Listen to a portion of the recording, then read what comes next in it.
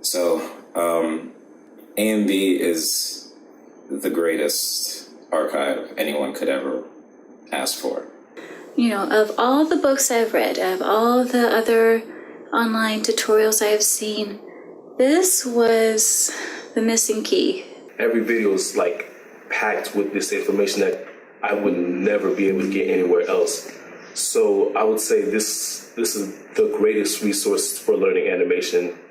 For me, A&B Animation Library is hands down the best animation learning resource that I've seen. I've tried all the tutorials, I've gotten all the books. I've never been able to really grow until I found A&B. And it's incredible. I've only just begun it, but I definitely am getting more from that than I did from my 1.5 years of college. I've noticed definitely that my animation has improved a lot, and it's more alive than ever. And what I also like about this animation training is that you also gain real confidence. Real Animator Training Library is unequivocally the best resource for animation, 2D animation, traditional hand-drawn animation that I've seen. So I wholeheartedly recommend the A&B Real Animator Training Library to anybody who wants actual knowledge and actual applicable concepts to create their own animation and to move forward in the field of animation and to set your work above those that are just kind of teaching themselves and not learning these tried and true classic concepts. A&B is motivated by his students' successes and improvements. He's a great teacher, a great animator with over 20 years experience in the industry, so you can't really get much better than that. I strongly recommend him to anybody. I'm thinking on how to put in words what I feel about it. I love that.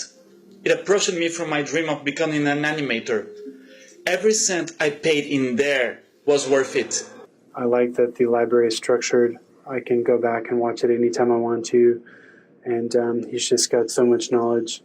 And I just highly recommend it to anyone who's out there looking to learn traditional 2D animation.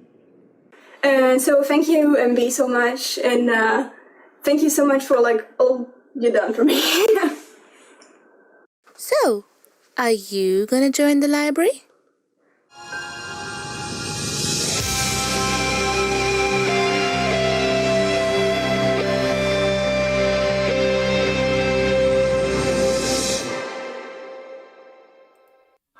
Hello and welcome once again to another edition of A&B Animation Livestream. And it's a bit late now because what are we? I think my phone doesn't have the date. The 18th here in New Zealand. It's the 18th, but this is the first A&B animation stream of 2026. I almost forgot the year because I really don't keep score. But so happy new year to all of you lovely people. And we're going to begin the new year with some fun. We're going to learn, but we're going to have some fun. We're going to do a challenge stream where you guys and gals tell me which character you'd like me to randomly do a Google search of and animate. It can be anyone. We've had the Beast. We've had all kinds of characters in the past. So name a character from a show that you like or a movie that you like. Preferably, I'd like it to be one that's hand-drawn 2D because that's what we do. We do 2D hand-drawn animation. So name a character that you like. And I'll have a go at doing a head turn or some kind of animation with it. And that's what we'll do. Also, feel free to ask me any question you like regarding animation, hand-drawn animation, any tips that you'd like with any particular thing to do with your animation or your kind of beef with the situation of the animation. You can share that with me too. I'm all here. Oh, already of the get-go, we have got an awesome donation from my friend. Thank you so much. I was going to get round to that, but Scrooge McDuck, I like his design in Scrooge McDuck and Money. Oh, that's a good one. Okay, so let's just say some hello to all of you people, and then just remember, what we're doing on this stream is you're going to be naming a character, and I'll do a Google search of it. I may know the character, I may not know the character. If I like the look of it, I'll do a Google search of it, and I'll animate it for you on stream. We'll have some fun. So we've got Patchtoons, the super talented Patchtoons. Hello to you. Of course, the lovely Hervonia Baker making a few sales on the start of the new year. Congratulations to you. Cameron Allen Davidson Black, another year of powerful progress for you, no doubt. Just watch the storyboard sequence of Groundhopper during the intro. Really good storytelling there. Thank you. He's currently going through his redesign process. Got lost count. Gustav Berg, hello to you. Drawing Girl, how are you? Robin Hood. Ooh, I like Robin Hood. I've done him before, but that's a good one. Scrooge and Money. Nazi from Robin Hood. That's interesting. Scrooge McDuck is a good core memory. Welcome back. Miles Morales. Oka Run from Dan. Good evening. Okay, so I know Scrooge McDuck. I know Robin Hood. I've done Robin Hood before. I've done Donald Duck before. Let me... Nazi sounds interesting, but let me have a look at some of these ones that I'm not too familiar with. Now, I do know that Miles Morales is from the Spider-Verse. I haven't seen any of the Spider-Verses. I don't think he's a drawing, so it's a CG character, which I'd rather not, because I'd have to go through an interpretation process, which will get in the way and delay me a little bit. So if I've got some 2D model to already work with, then we can get up and going. It might be interesting to do a 3D interpretation stream one day. Oka Run from Danadan. Let's have a look what Oka Run from Danadan looks like. Let's have a look at that.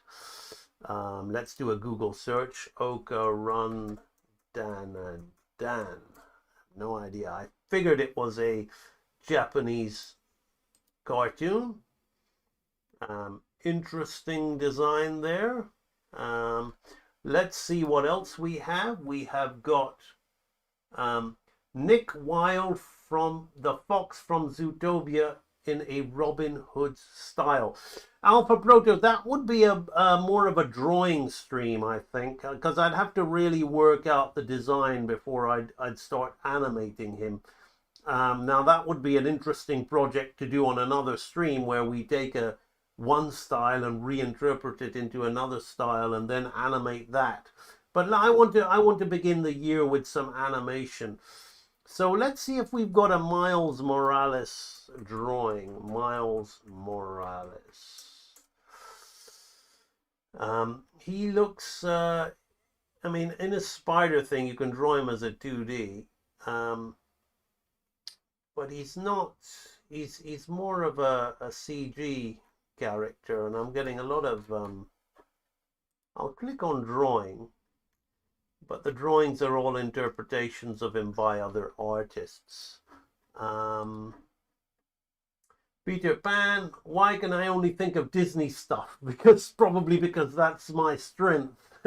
What about Merlin or Captain Hook? Now you're all speaking my language. I've always wanted to have a go with Captain Hook. Ernest from Ernest and Celestine. I know that was in my hometown, England. Ernest Celestine. I can't remember the name of the studio that did that. It's a French cartoon. That's an interesting one. I might do it. It's very simplistic. I might, to be honest, I might do that on another day. But I'm feeling like getting my teeth into some like classic strong drawing. Not that that's not strong drawing. It's very stylistic. I think Hopps, Judy Hopps, is that Zootopia again? I don't watch those films, so I'm guessing the name Hopps is Chief Powhatan. That's interesting. That's a 90s one, is that? Let me see how that's spelled. Powhatan. Because I must admit, I am kind of like hating on the 90s stuff at the moment because I'm so into the old school. But this 90s stuff did inspire me back in the day. And I'm being a little bit unfair to it, and I'm being very neglectful of it when it actually is very good stuff. Because I've just gone 9 old men mad at the moment, and I kind of don't really resonate with this Renaissance stuff anymore. But I should, I did the Beast last time, so let's have a look. Should we draw and animate him? He's a good mixture between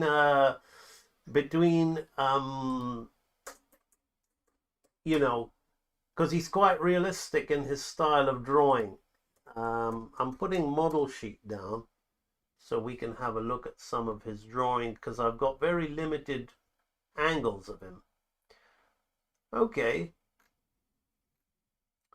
That's a challenge, actually. That's a challenge for me, Chief Powhatan.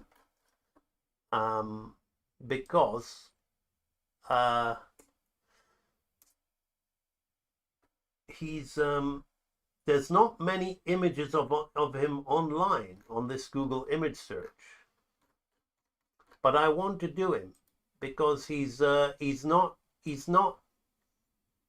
quite boring, but he's a great drawing, compared to, like, say, Captain Hook or something like that, or even Peter Pan. He's very structured. But I'm struggling to find images of him. They're really dodgy images on Google image search. They're just like, they're coloring book drawings. They're no stills from the film. Let me write Chief Powhatan stills movie. Good suggestion, Herbonia Baker. I like it. I always remember I used to annoy my art teacher by repeatedly saying the words, Pocahontas, you have shamed your father. And that would really, my art teacher would always tell me to grow up. Oh dear. All right, that's interesting. All right, let's see what we can do here. Let's see what we can do. Let's do something interesting with Chief Powhatan.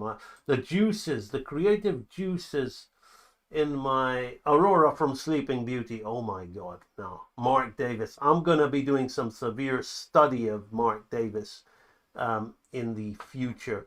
But right now, let's do some Chief Powhatan drawing. All right, let's... Oh, I was going to start drawing without changing my setup. That would have been funny. Okay. Can you hear me on this screen? Can you hear me on this screen?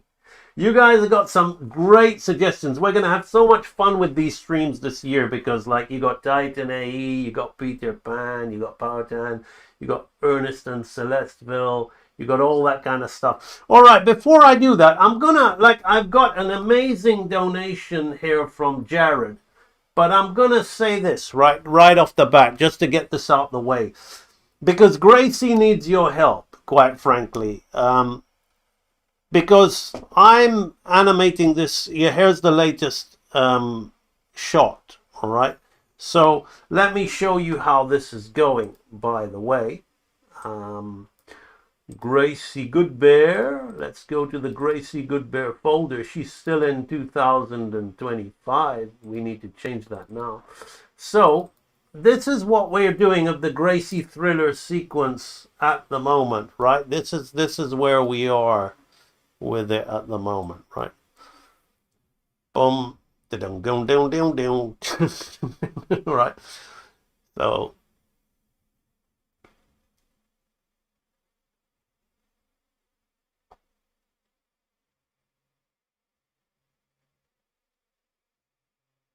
there we go. It's all building up. Getting through it all.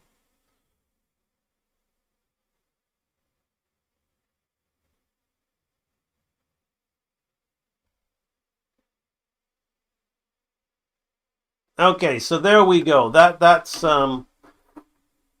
where we are with the Gracie Goodbear animation.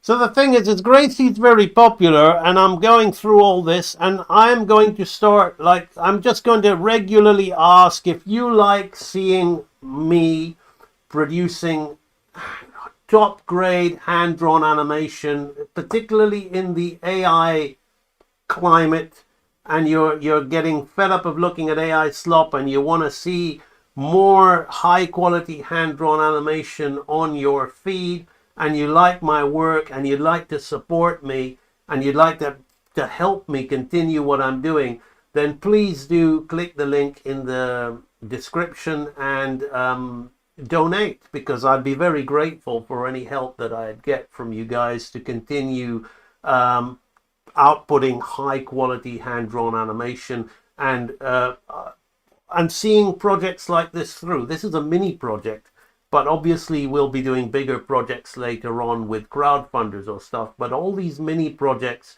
just enable me to keep ticking on with all this stuff. So this animation is purely for AMB animation. It's purely to keep hand-drawn animation alive. It's extremely popular on my Instagram, getting over 20k likes or whatever. People love this character. She's doing a thriller dance. I may be developing her into her own little TV show or small little shorts. So I'm testing the waters with her. If you'd like to help out and see more of her, then please do go to AMB Animation or click the link in the description and donate, because I'd be very grateful. You'd be helping, and you'd be helping keep hand-drawn animation alive via my execution of it. And if you like what you see, you'll be seeing more of it. So every little bit helps. So that's that out the way. Right, now what we're going to be doing is we are going to be, that camera perspective is crazy good. Yes, I did it on purpose. I deliberately wanted to show off the solid drawing from a low angle. That's what this is about. It's all about executing hand-drawn animation at an extremely high level. I've been just eyeballing Michael Jackson and eyeballing an influencer. I think her name's Enola Board or something like that. I can't remember. It's very bad of me because she's actually helped a lot, her video, to see what a female interpretation of MJ's like. But I'm loving MJ's faces and looking at the real moves.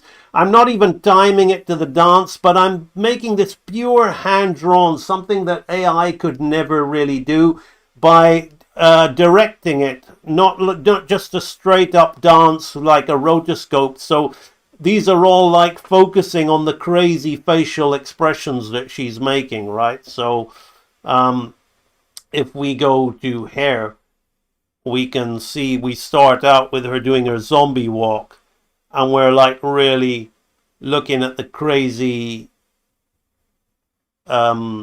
facial aspects of it. So it's not an exact, let me just exactly animate like an uncanny copy of the dance. This is pure hand-drawn interpretation. So we've got a camera move here, but we've also got her doing all kinds of crazy zombie faces, undead faces, but looking kind of cute at the same time. Then we've got this, just this little bit to show, yes, it's the thriller dance, and there's the full body shots as well. But we're mainly focusing on Gracie's personality. Like she's a really fun, crazy girl. She's kind of really having an extraordinarily good time pretending to be an undead zombie. This was a difficult shot because obviously, Jackson's holding his crotch area, but I don't want to overly sexualize it, so I've got it like that, and we're keeping it cute. So then we come down, and now here's the low angle where we really take our time and really keep the drawing solid. This was difficult. It doesn't quite read. I'll have to do it in the next one where she's doing that side-to-side head thing because of the angle and because her head is so big compared to her body. So that's actually quite a difficult one to pull off. So I'm going to do a full body shot of the neck. So here you see we go close up on her face like that. So depending how many donations I get, I'll see the animation through, but we may be able to get some color, we may be able to get a background. I doubt we'll get some extra dancers in there because I'm not sure, but I mean some people, you know, it depends. If people are loving it and the donations keep coming, then it's all good. So so yeah, if you want to help out with that, it's very much appreciated, and I thank you so much. I've already got an awesome one from my friend. I don't know if he minds me saying his name, but for some reason I just call him my friend just to keep it, because he's not, I don't think he's in the chat. So I just say my friend. Okay, right. Awesome. Boba Sage, Happy New Year to you. Yes. Oh, Galen, there he is. I thought you were someone else, Boba Sage. But Booba Sage. But it's so great to see you, Galen. Happy New Year to you. You know, I think of you regularly. I saw that you were doing some crowdfunding, and that you were quite successful with that. And then you're now doing gaming. You're doing building coding, doing gaming, doing all that stuff.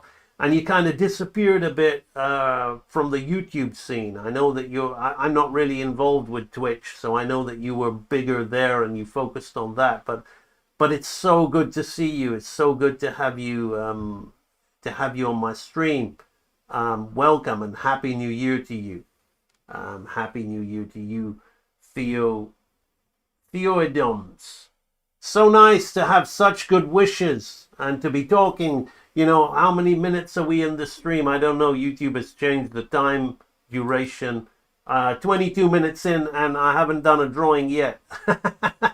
Maybe the people watching later on are going to be skipping a lot, but we're focusing on the live and the real time right now. And there's a lot of love going on, and I really appreciate that. Theo, my pleasure. My pleasure. Thank you.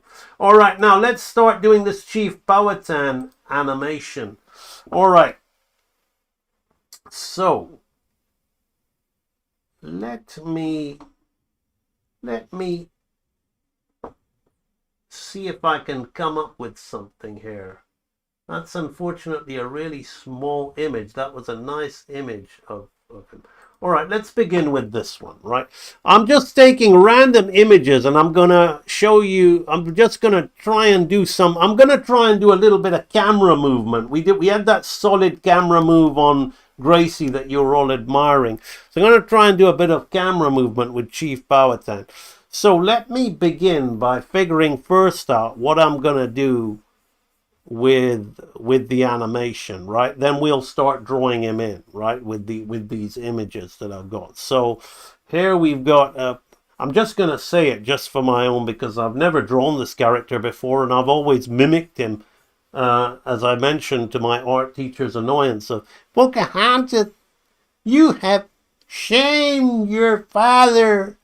And that would really drive my art teacher up the nut, nuts, not up the nuts. Goodness me, the Freudian slip there. All right, so we're gonna start with that.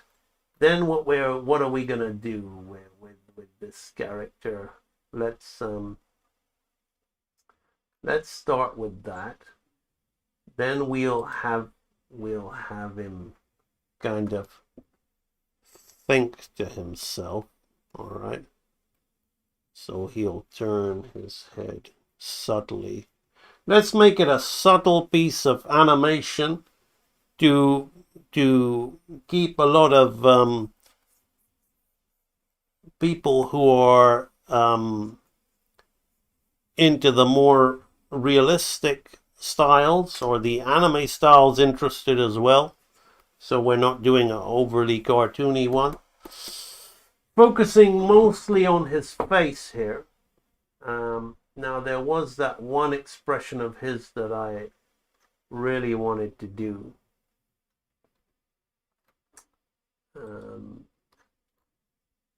Where did it go?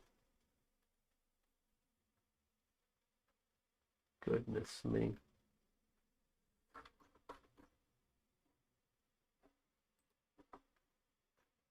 Just bear with me. There was a expression of him that I wanted.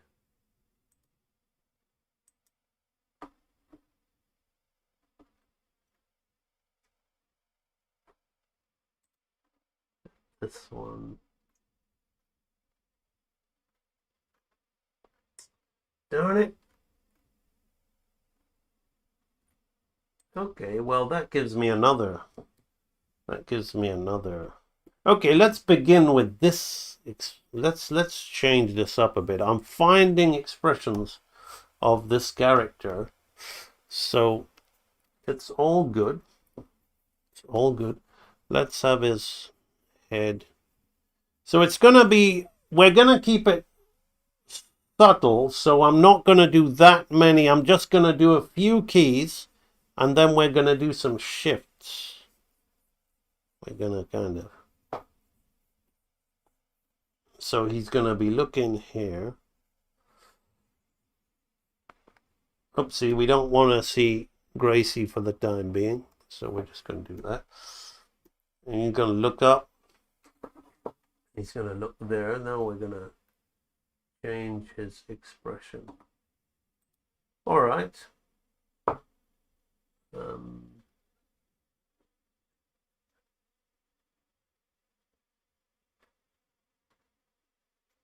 Unfortunately, I had an expression of him and it's gone.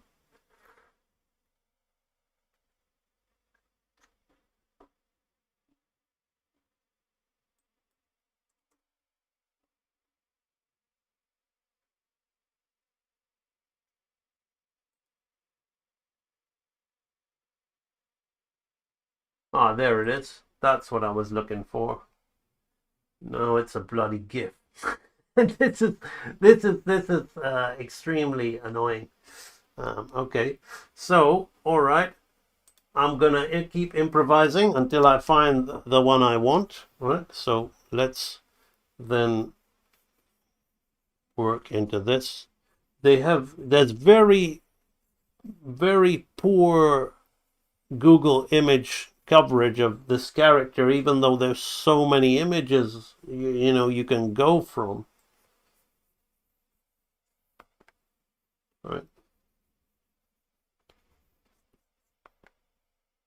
Right, we got this.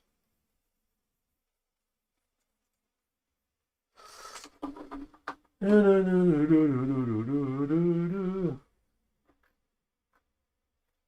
just one more that I want. And I had it. It's so annoying. Let me just keep clicking back.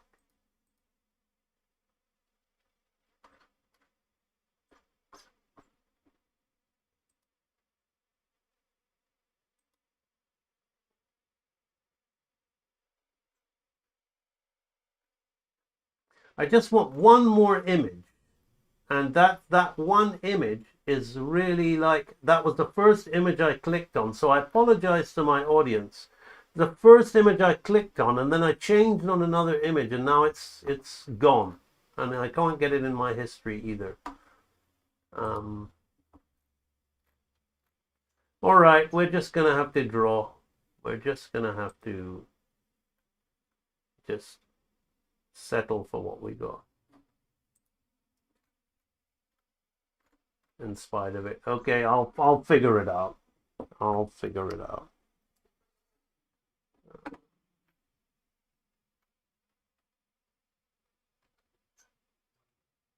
All right, so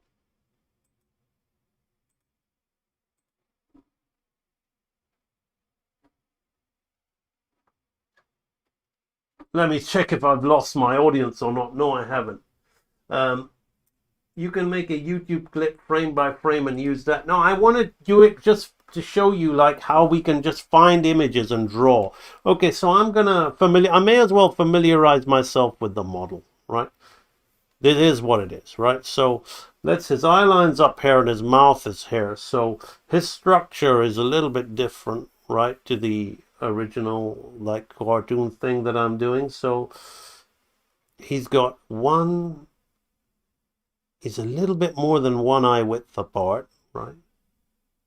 He's got these bags under his eyes, so his zygomatic arch is there. And then from that zygomatic, we've got this round facial coming there, the cheeks, which come out like that on either side. Okay, so I'm literally figuring out what holds this character together. So I'm finding out his mask, right? So all of the stuff that you see me teach you in real animator training, and you don't see me doing when I'm drawing much anymore, the construction, the masks, you see they're still very much prominent in what is. So here now we've got like this kind of triangle area here where the nose sits in, like this, right? And then we've got the upper mouth here, right? So I'm gonna kind of keep that, right? So then as this goes in here, this is just in line here like this, and this comes here like that. Now around here we build the jaw, right? The jaw comes actually straight to that point, and this is where this area comes, right? So all of the skull aspects that hold this character together. I'm not gonna draw the model in yet. I'm just familiarizing myself with the facial mask of the character, right? So then we've got this ear here. Slowly, like it's like learning a new language, right? When you're drawing somebody else's model, somebody else's character, there's a formula. 100% there's a formula, but then there's so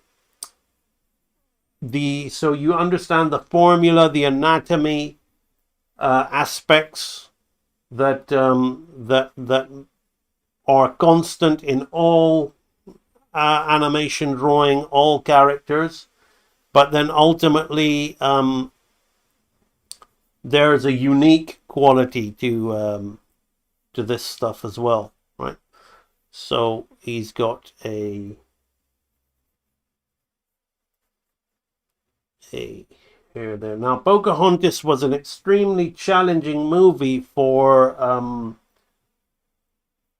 a lot of the animators working on it, because the characters were so structured and the movements were so subtle that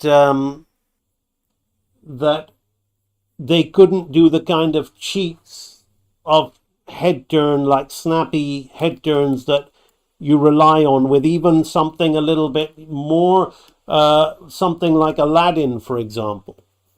So now I'm just going to go ahead and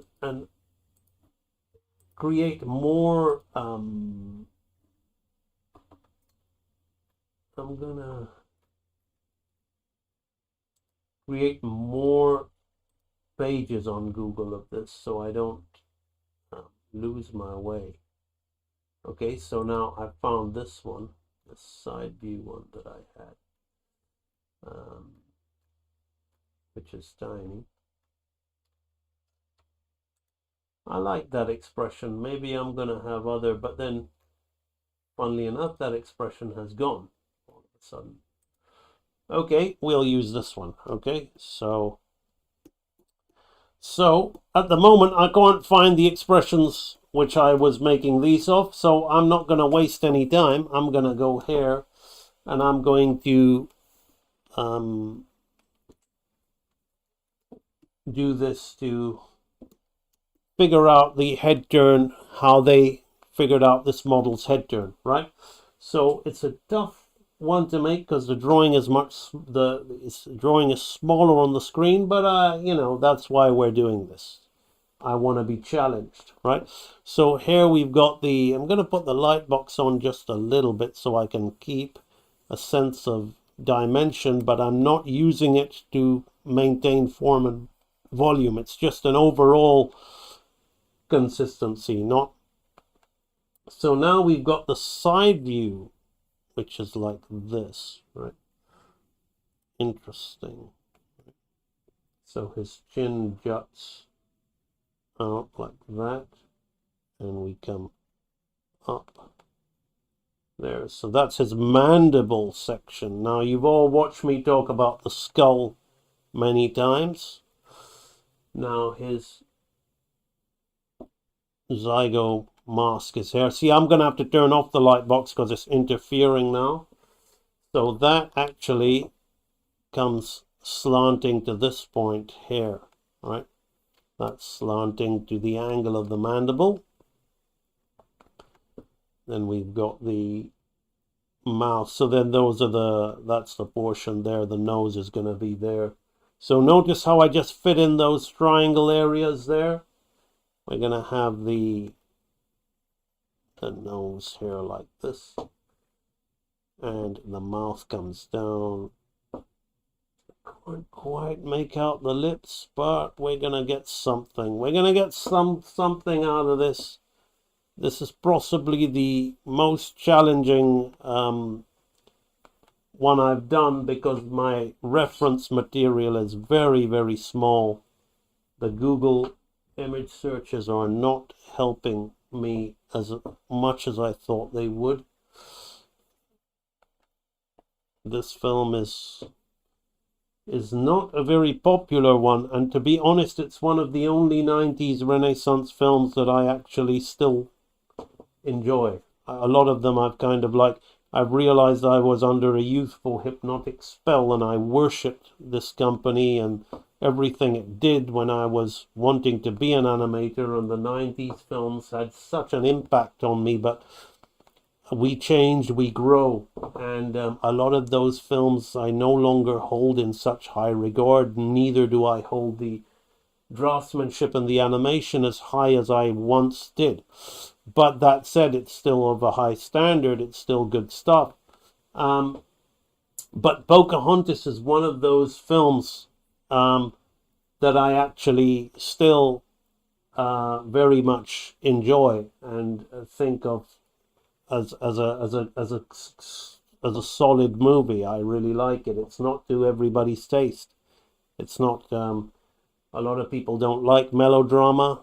I do, and that's why this world is such a wonderful place, because there's something for everyone, right? So I'm gonna have his shoulder here now. I gonna move this area here like this. We'll keep this going down. This would be going down over his shoulder, I imagine, or it actually, yeah, it does go down over his shoulder on that side. Like that. And he's got this here. All right. So again, a loose interpretation of that pose, what I want there. I'm going to be looking for the other one that I have.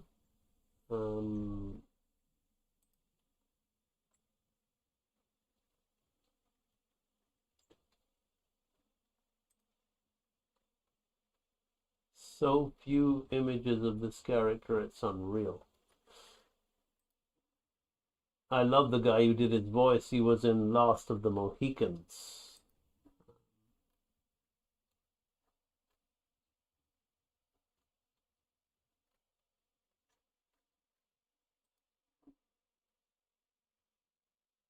I'm trying to find one of these other images that I had.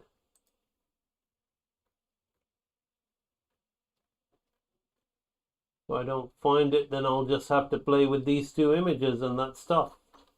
Okay, let's go ahead and go back to this drawing here, because I can't find the images that I had. Okay, never mind. A side view and a almost front view are all we need to do a decent animation, and once we figure out a side view and a front view, we've figured out the model. So let's do it.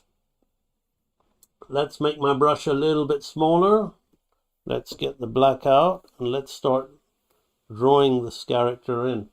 All right, so the eye shape is going to be very much almost like a real eye, right?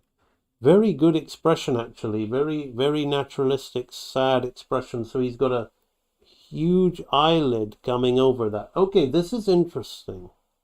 He's got his eye bag.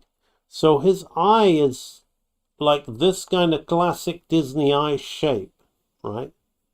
So it's like this, but they fit in a little eye in there to be like a real, like more realistic eye. So that's something I can work with. That's actually something that I already making the initial inhibitions about, oh, this is such a different style to me just coming and drawing a Peter Pan or something which it's so familiar with.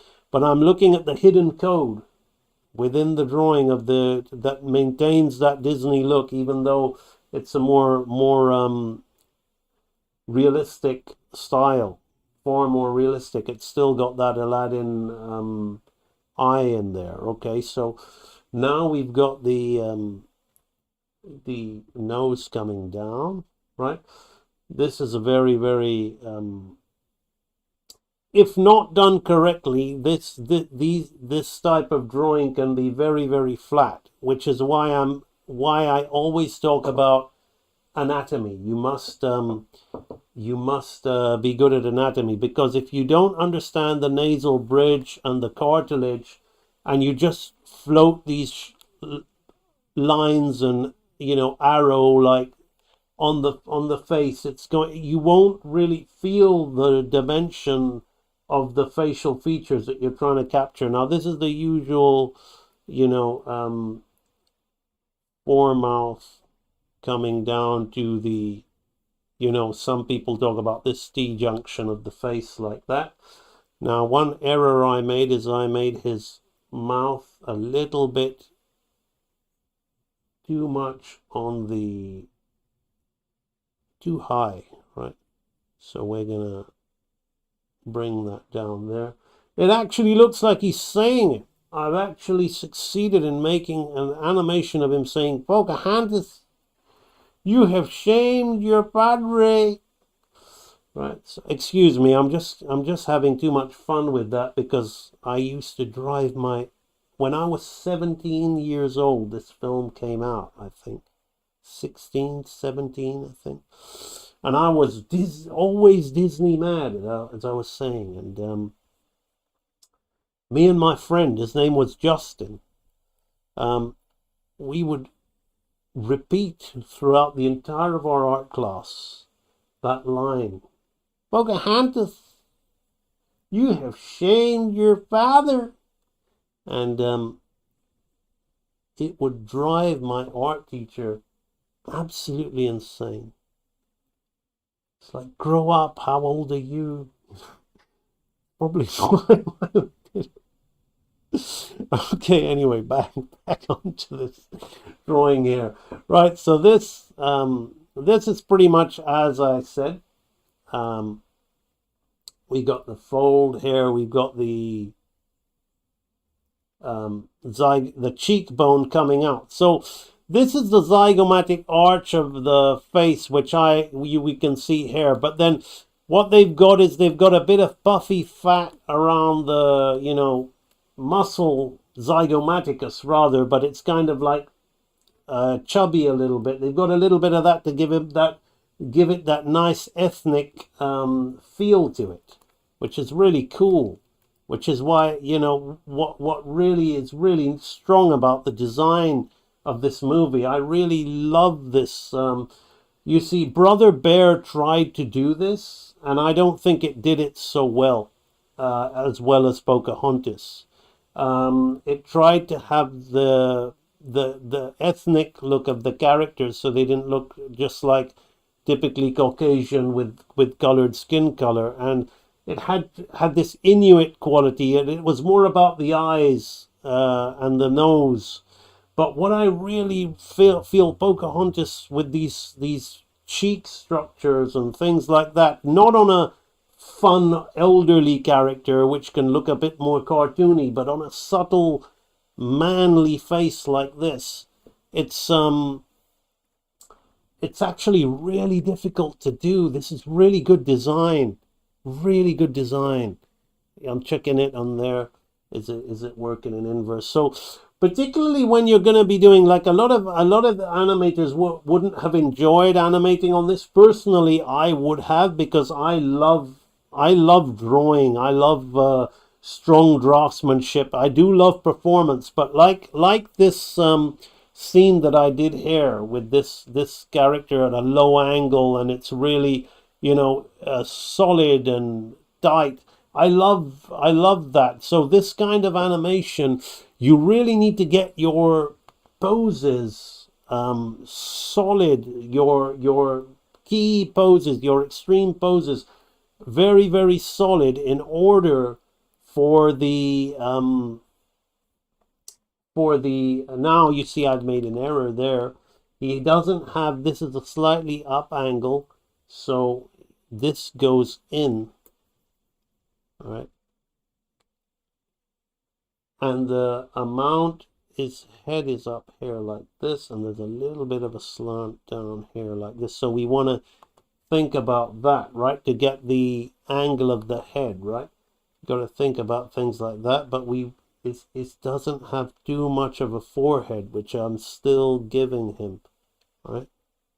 So we're gonna tone it down just a little bit there. That's the challenge. That's the challenge.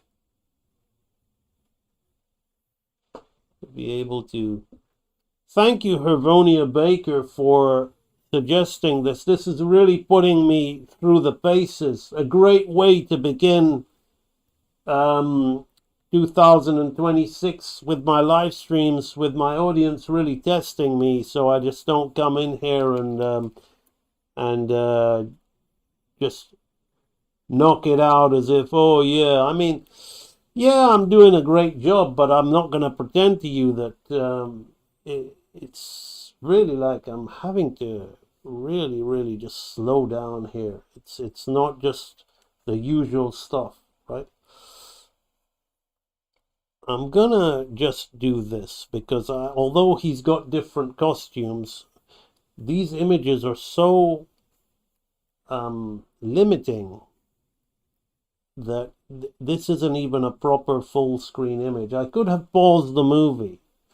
And looked at him, but I think it's more, you see how lazy I'm being there? With this type of drawing, you can't, right?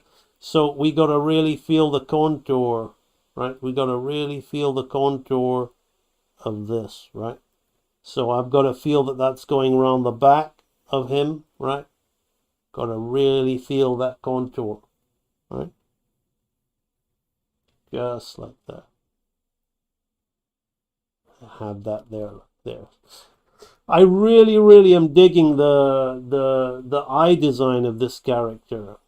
Now, in line with his nose on this angle, so not in the center line, in line with his nose on this angle, we've got the hairstyle, and that helps give the character the, as I said, the planes of perspective on the character. So we're going down there like that, and we got a little kind of chunk there, and then just a little bit of hair on there to keep him. Is that a tree in the background, or is that his hair? I honestly don't know. I think that's actually his hair because it's a slightly darker color than the tree in the background. So we've got that there. And then we've got this. So it looks like I'm just doing hand-eye coordination copying, and to some degree I am. But you'll see from the underdrawing that that's not the case. because I've learned, and I'm going to share you some of the secrets that I've learned. And I'm going to share them with you, not only to share them with you, but to consolidate them for when I move on to the next drawing, because I'm having trouble finding images of this character. Right, so, okay, so this is our first rough of the guy. I can't believe Gracie Goodbear is making a comeback. That she is. I'm just looking at the chat now. So we're all quiet in the chat, are we? Or has the chat been updating itself? No, it hasn't. So Dragon Artist, how are you? Me and my wife are doing very well. Thank you very much. I was crazy about Disney. I like to respect stuff from Robin Hood. Repeat stuff from Robin Hood. May try this with Pocahontas. I don't think I've ever been Disney crazy like that. I'm gonna start using that. Okay, are people talking about my... Personally, I feel like the draftsmanship of really realistic people was done better in Tarzan. Live action reference heavy is doesn't mean weak.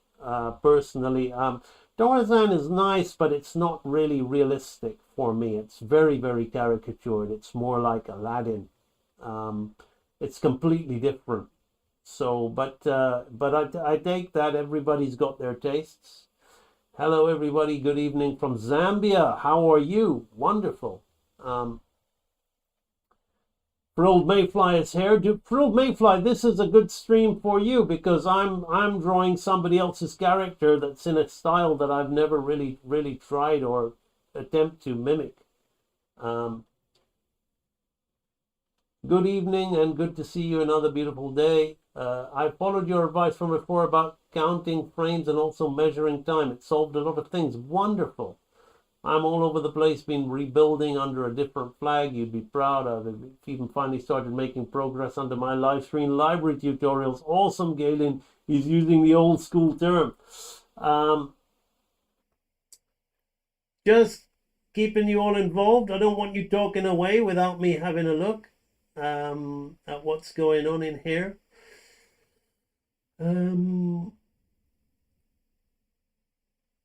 Chat hasn't been updating. I'm studying The Little Mermaid right now. Excellent. Excellent. Right. Okay, so that's the chat covered. Yes, you haven't been slacking, my friend. You haven't been slacking. All right. Let's move that. I don't know what's going on with the live stream there. Let's move that up. Keep us. All right, now I'm going to move from this pose onto this profile pose. But before I do that, I'm going to consolidate some of the things that I've learned, right? So if I take the human skull, right, and I say, okay, well, in here, and then his chin is going to hang off here, right? So my thing is he's got his usual zygomatic stuff. His eyes are maybe 1.5 eye widths apart. Now, his nose is quite, fits in this small little triangle, and his mouth is at the bottom there, right? These are my takeaways, right? So he's got a bridge that's in line with the underneath of his, actually the center of his eye line, right? So his bridge is in line with the center of his eye line, and we're going to come in and we've got things here. But the main thing that I've got is off the zygomatic, we've got the side which comes in and this one which comes here at the other side. And then we have the jaw, right? Which comes down, right? Actually off the side, right? So the jaw, so the mask is like this. And then underneath here, we have the mouth, right? So I have and then the other great thing that I've learned is we've got this kind of Disney eye here, but inside the Disney eye, we've got these kind of diamond triangles, right? And we've got the we've turned an eyelid at the top, and then we put the eye bags underneath, right? That is a kind of interesting formula. Now, the other thing I got to pay attention with is the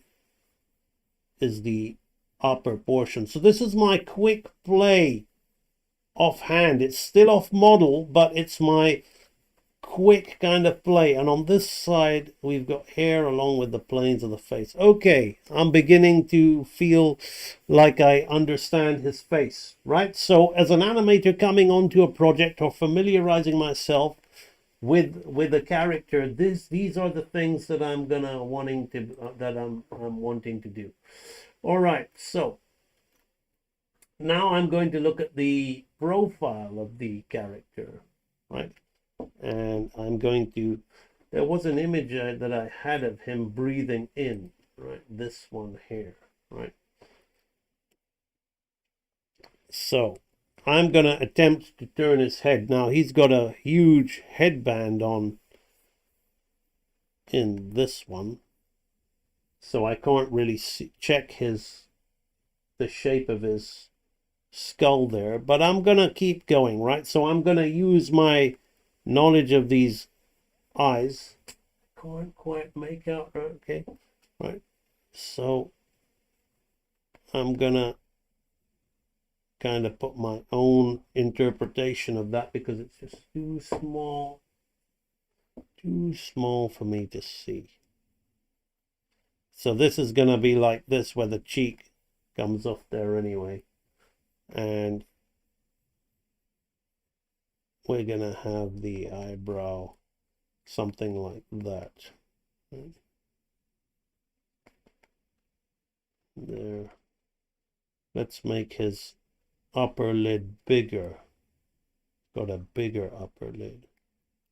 Right. It's important I get that right rather than just fudging it. Okay. So his zygomatic is here like this. Now, the zygomatic arch will be there. Coming off there. Coming down here like this. And his nose bridge, his nasal bridge now, is in the center of his eye line. It's going to be like that. Right? We're going to have it come down like a...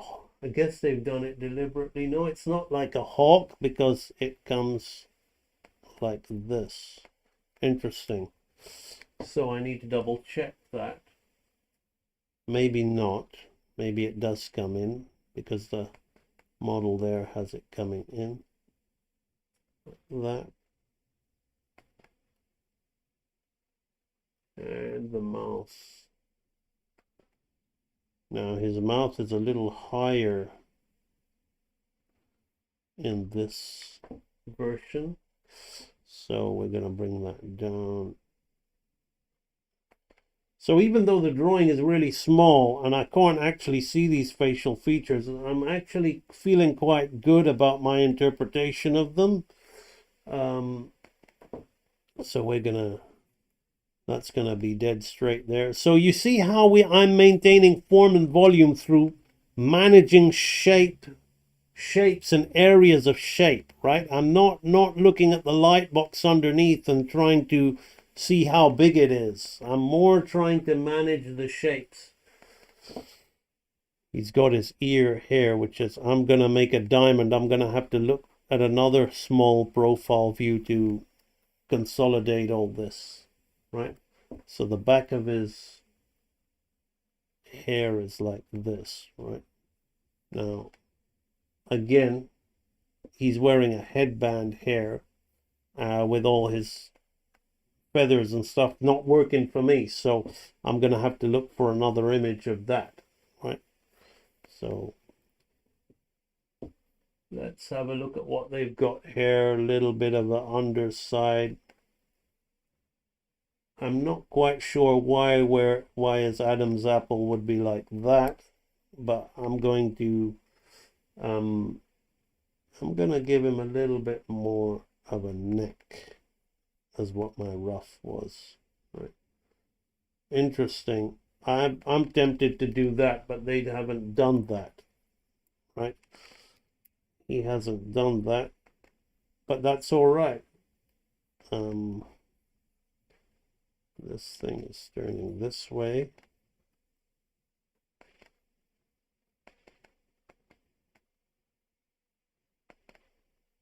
gonna have his shoulder here like that.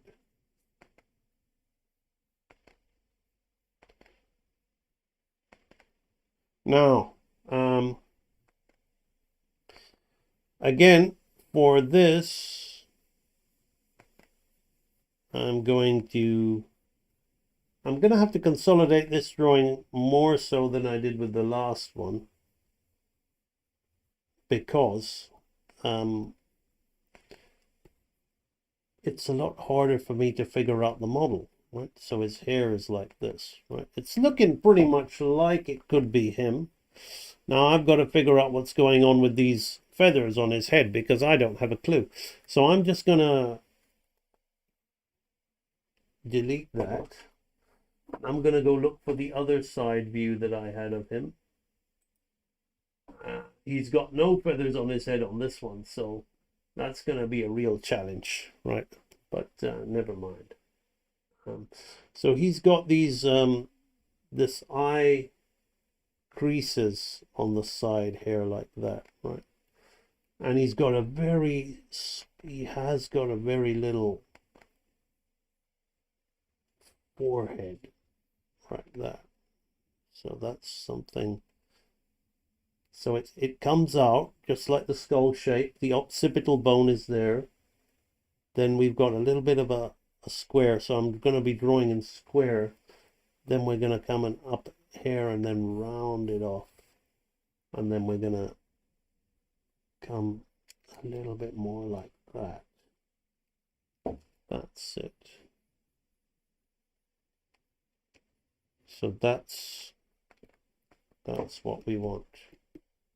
Yeah, that's feeling like the character. Let's give him more of a neck. He's got a very thick neck.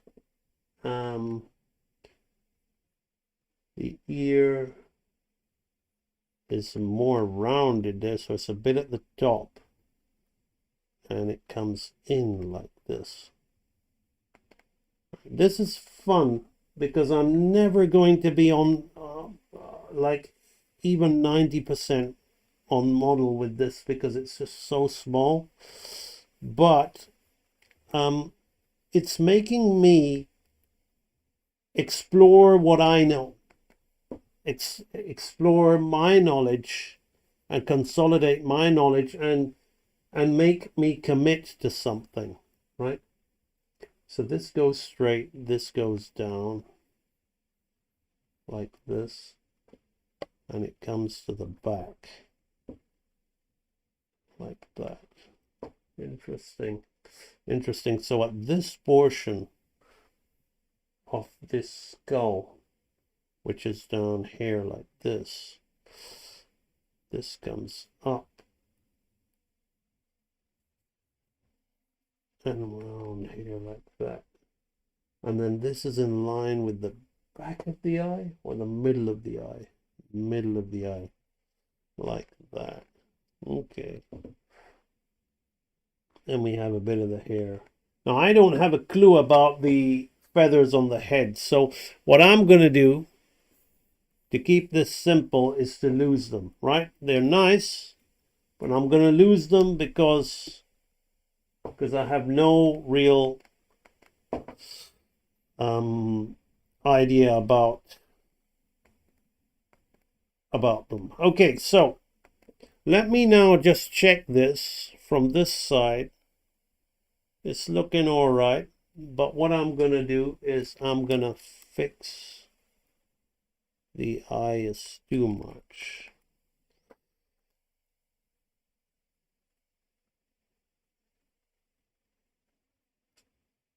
Just too much. And do we have anything on the side of the nose there? No. And the eye bag. The eye bag is more giving me more structure to the face. Of course, forgetting basic anatomy there. And of course the side. So all these things are missing as I'm focusing on accuracy. I'm forgetting things. Okay. Right. So that's not a bad side view. I'm going to consolidate that. I'm going to consolidate that side view now. I'm going to commit to it, right? So let's have the... I'm now looking at my eye shape that I've drawn rather than trying to copy the model. And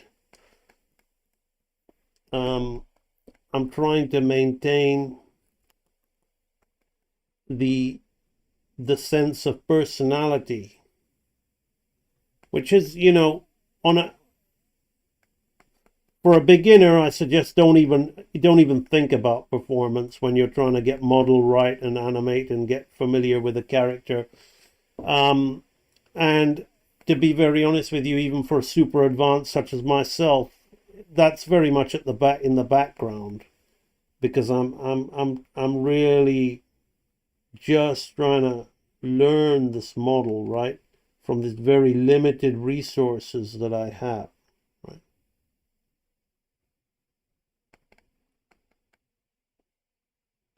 And I'm just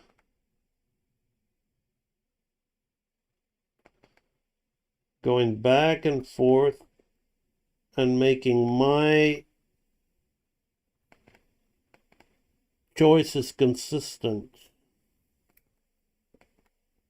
with... Let's just double check that. They take that away, actually. It's not so high. They take that away. You see how this suddenly there's a space there, right? And that's where you can really screw up with your volume and your mass animation if you don't understand when to change and when to, you know, when to change your shape and the spacing of your in-betweens, right? To pull off the illusion of consistency of form, right? Because one of the reasons a lot of self-taught people fail to pull off the illusion of consistency of form with hand-drawn animation is because you are too busy you've forgotten the fact that it's an illusion, and you're trying to put too much logic into, oh, this is there on the previous drawing, so I should put it here.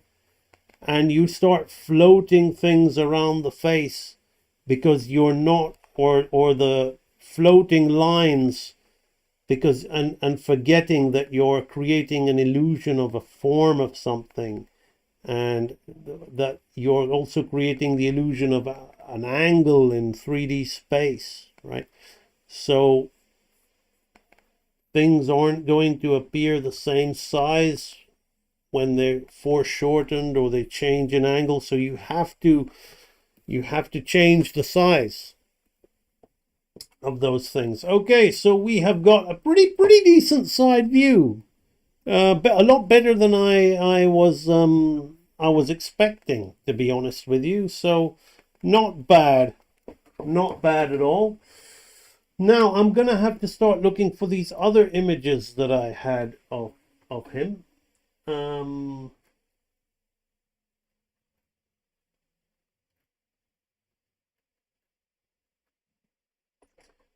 let me just see.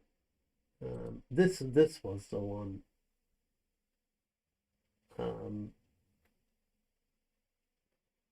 Yeah, so he was looking there with a certain expression, and then he looked up. So he's sad. No, that was this one. That was this one. Okay, now I remember what I did. So now we're gonna forget that side view one. I'm gonna get this one here. And we're gonna put this here like that. And we're gonna have him. I've gone and done it too much. right? So I'm going to lose the side view, so no next panel. I'm not interested in that. Let's just see how we're doing in the chat. Are we still paying attention? That's powerful. It's making you explore what you know and commit. I'll keep that in mind for myself. First time catching you live. Awesome. Thank you. I'm learning to be consistent. I'm using primitive shapes now. Best thing. I'm waiting for my new tablet to arrive. Fantastic. I was having lots of problems with the great one's head, so I'm used to drawing animals. I tried to draw in the way I do animals, then I realized its head structure is human.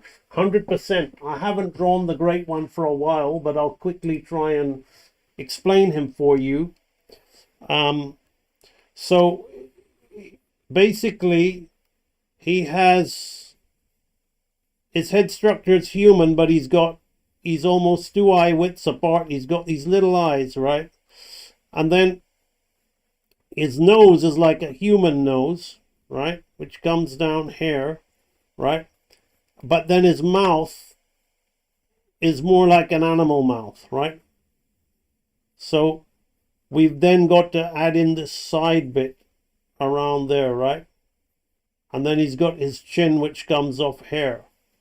And then, if I remember, I don't even remember this. Yeah, this is it. It comes off the side like this, right? And then his ears are up here, right? And then everything around him is like a beard, right? So he's got the same thing. His jaw is here like this, right? So it's kind of like Picasso flat, but not flat, right? Like what we're doing with this thing here. You very well spotted, Amberly, right? So then the nose comes off here to the side, right? And then we create the illusion of the animalistic with the lips. You know, on the side, the lips are there like that, and then we've got this, right? And then there's more stripes. It's been over a year since I've drawn my own design, so I'll need to revisit him to get him completely on model. But then the beard sits off him, so everything sits in there. So this is why I talk about Picasso and Cubism and how important it is to hand-drawn animation. Yeah, he had these things. It's coming back now. How important, because you are, 2D is a flat medium, and you have to accept that it's flat so that you can have fun with your lines and shapes to create the illusion as if there's a dimension, right? His eyes are off. I know they're off, right? But so now, so you can create the illusion that there's a dimension with this character, like that. It's the same with the groundhopper. He's very, very human in like his nose, right? But then he's got this super long foremouth, and then you deal with him like very much like a human, like this. But then it all comes off there, and then we hide it in there like that, right? And then we start putting hair around him and then completely hiding the human aspect and turning him into an animal, right? This is my style. This is the style that I've personally developed now, and that I'm very happy with. But very well spotted, Amberly. Okay, so now I'm going to have him looking up to himself. So I'm going to be... I got to be careful with this angle, right? So I've got to change things up a bit. So to be quite frank, this previous image is pretty useless for me now, right? That I did where I was looking at this. I was just looking at this for information, right? So what I might do is just subtly change his angle of his shoulders just very slightly, right? As his head looks up. This is the art, to creating naturalistic animation is to truly understand the pelvis and the scapular belt, the shoulder, the clavicle area, to truly understand those aspects. Now I'm getting, actually I was right, it just depends. This image of him looking a bit sad is a little bit different to the model that I had earlier. There's a lot of inconsistencies in the model, but I love that. That's what I love about hand-drawn animation. Your model, even by the same character designer, is always going to be slightly different, right? So he's looking up. I've got his eye line up. I'm going to turn that off now, right? I'm going to turn that light box off because it's severely impacting my performance, right? So I'm kind of like making my own facial expression here while using that one now because I'm feeling like I'm kind of like understanding this character because I'm so well versed in human anatomy that it's quite straightforward for me, right? So we got the eyes now, so I'm quite happy to draw those eyes as big good old-fashioned Disney eyes now because I kind of understand how they work, right? So I'm gonna create my own expression. Dare I say, I'm gonna push the expression that I'm already seeing here, right? Maybe it just might be a little bit too ambitious of me on a character that I've never really drawn before, but the material I'm given with isn't really the best because the Google image search is not really helping me. Now, his nose is very different here, right? So, but I'm gonna bear some of it in mind, okay? So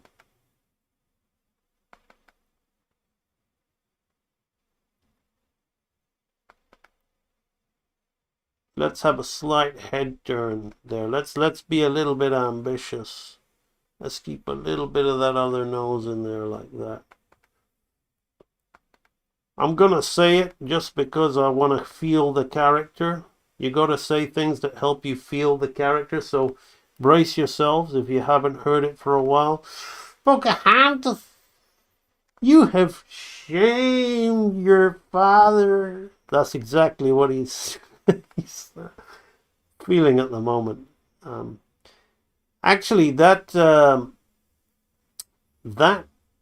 guy's voice and that guy, I absolutely love that guy. That film, Last of the Mohicans, is one of my favorite movies. I absolutely love that actor. He's such a badass. In the 90s, Native American Indians or Native Americans were very kind of like the in thing. And when I was in school, as I said, this film came out, Last of the Mohicans came out, and you had Street Fighter with the T-Hawk character. There was this dance music by a German guy called Sacred Spirit, and I got that, and I was into kind of like chants of the Native American. I would listen to it all the way to school, and there was this show called Hawkeye on television, starring a guy called Lee Horsley, and Linda Carter was the Wonder Woman. In her older age, she was in that 90s TV show, and I was really into the whole Native Indian thing, and just really, really into it. I actually found that album Sacred Spirit on iTunes the other day and actually purchased it. Was having a really fun time. I used to just repeat that. I didn't have a clue what the language was saying, but I used to sing along to it as if I knew what they were saying. My daughter would say to me, what on earth are you saying? You don't even know what you're saying. It's quite right. Quite right. Okay, so I'm gonna have his hair kind of move a bit, right? Just a bit to this side. No. Let's keep it there, right? Let's keep it there like there's a little bit of hair blowing.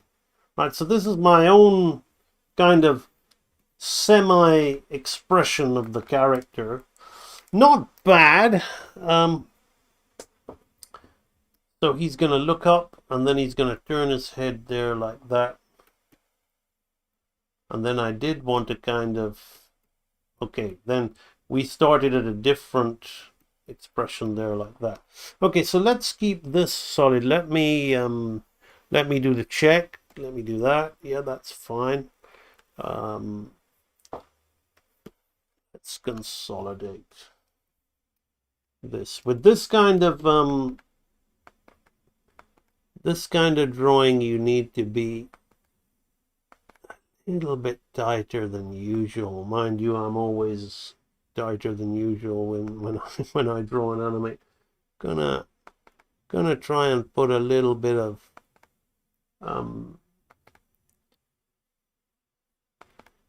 more lines there to feel some kind of pain in this guy's face. All right. Of course, bag under the eye, more like that.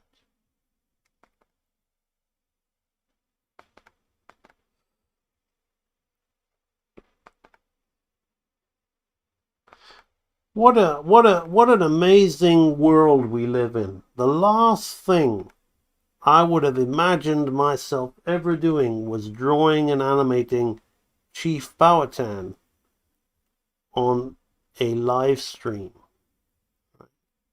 at the request of the lovely Hervonia Baker. All right, so we have the eye like this. Here.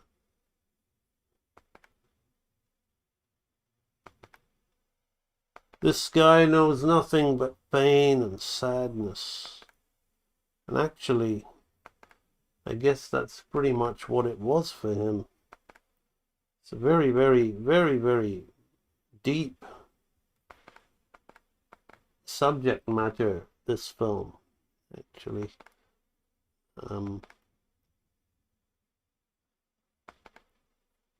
Kudos to them for attempting such a story.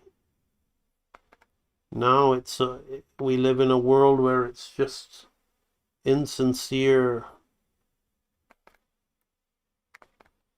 nonsense. But some people like that, you know. And I guess the more people that like that, the more of that we're gonna see. But again, that's why I absolutely love this world, because you don't have to join in with it. You know, you can go off and do your own thing, which is exactly what I'm doing.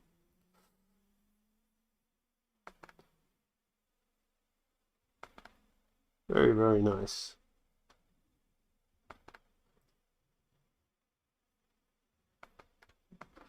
So we have got a little bit more chin mass coming here, but that's actually what is what's in this particular model here. So I'm going to keep an eye on that. I might have to try and tone that down, because I can foresee that as I in between that, it might look like a bit of chin growth, right? Which is something that we need to keep an eye on. So I'm shaving that down. Let me put that in inverse and make sure that we're structurally sound. Yep. So here you can see that the light box is playing such a small part in the maintenance of form, volume, and mass, right? I'm doing incredibly controlled animation here, right? It's not the, you know, this is one of the the things that I'm extremely strong at. Like, I would love to say, if somebody said, what's your strongest point in animation?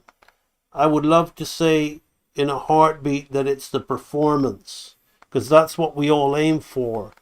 But actually, from a hand-drawn animator's technical perspective, I know for a fact that the strength that I feel that is the thing that I feel I'm the strongest at is maintaining form and volume in my key positions, and not so much from a cleanup point of view, from an animator's point of view, from being able to pose a character in any way from any angle and maintain the form and the volume of it. It's not something that is beyond anybody else.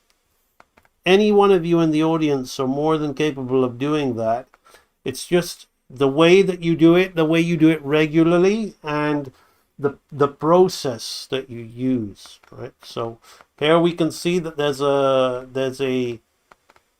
a nice rise in the head. I've been able to kind of have model of this character pretty well, actually. Now there is one other pose that I was gonna do.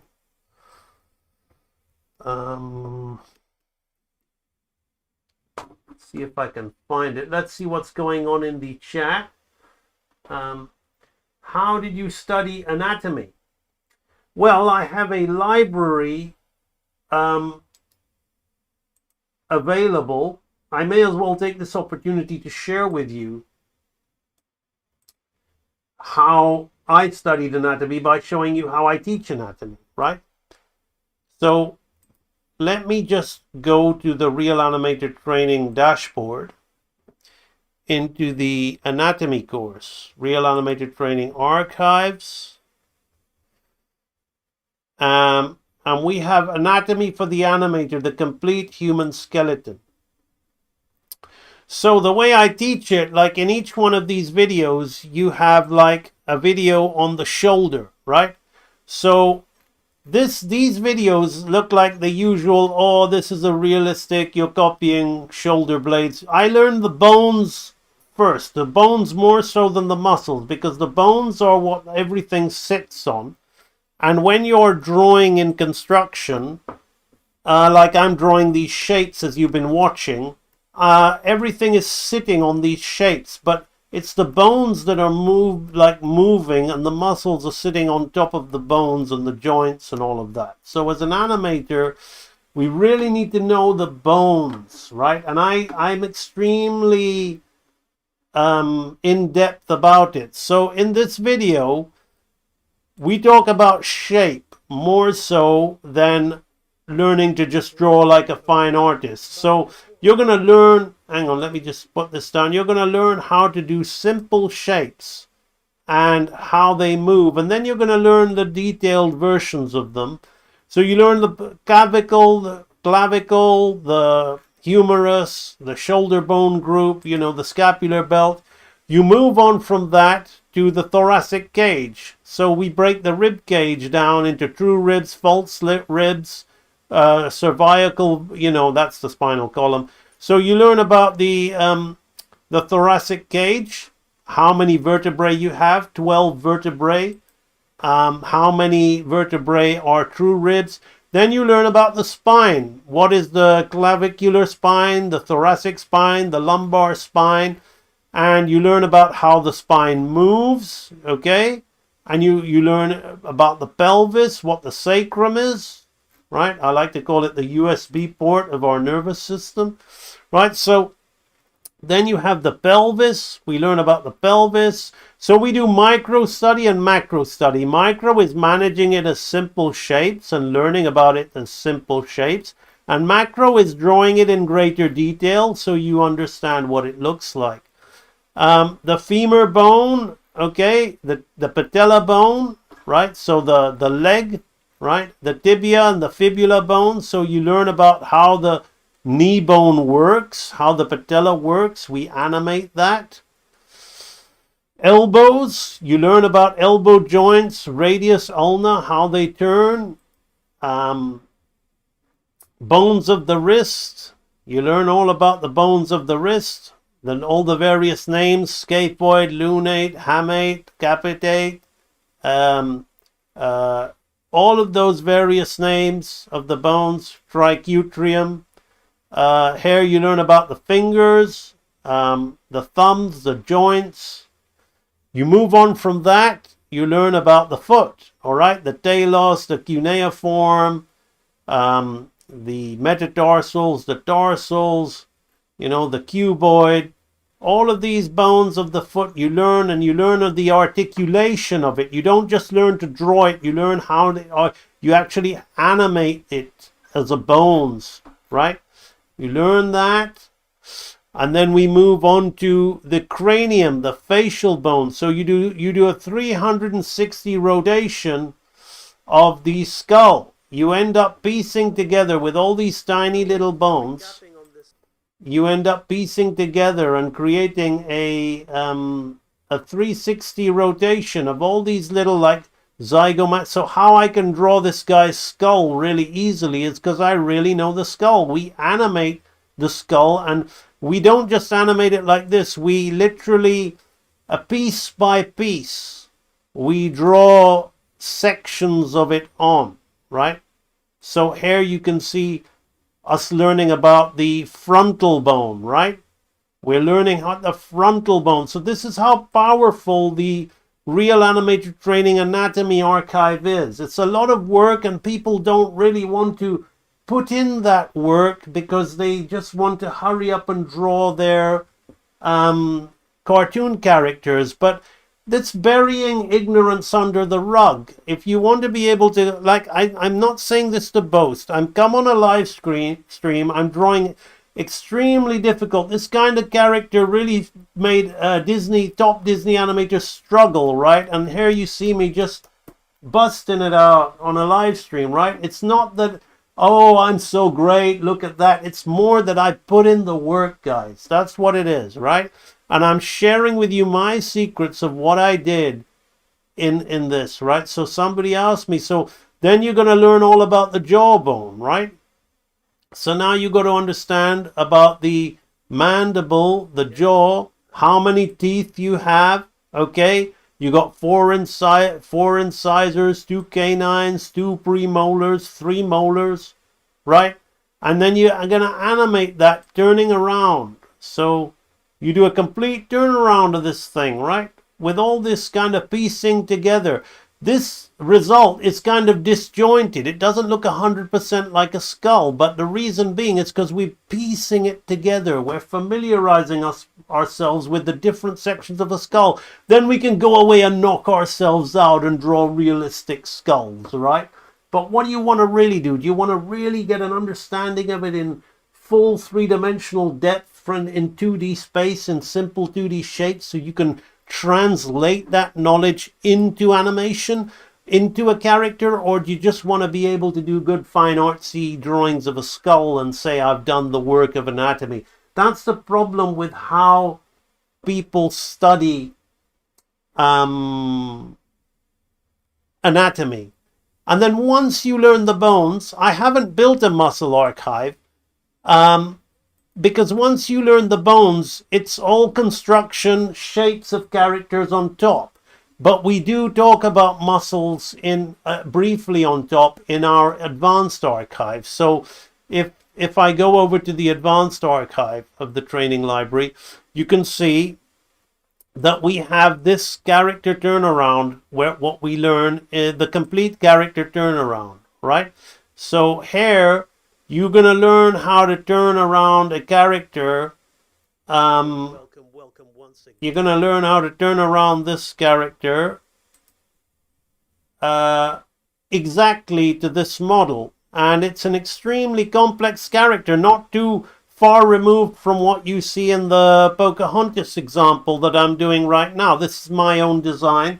You're going to learn how to do that. So he's got the muscles, but so you got to learn these basic shapes where we simplify, and then we talk about muscles. So you can see in this video here, I'm giving a brief explanation of superficial muscles of the body, right? So where I'm giving you a very quick superficial muscular anatomy on this particular course, which isn't as detailed as what you do in the advanced or in the anatomy archive with the bones, but it doesn't need to be, because you're never going to be drawing all the ripped various muscles unless you're doing a Marvel superhero, and that's got enough knowledge for that, because by the time you finish this turnaround, you'll have all those basic understandings of what serratus anterior is, what rectus abdominis is, pectoralis major minor. So you can see these videos are covering all of that, how to put anatomy on top of shapes, superficial anatomy it's called, because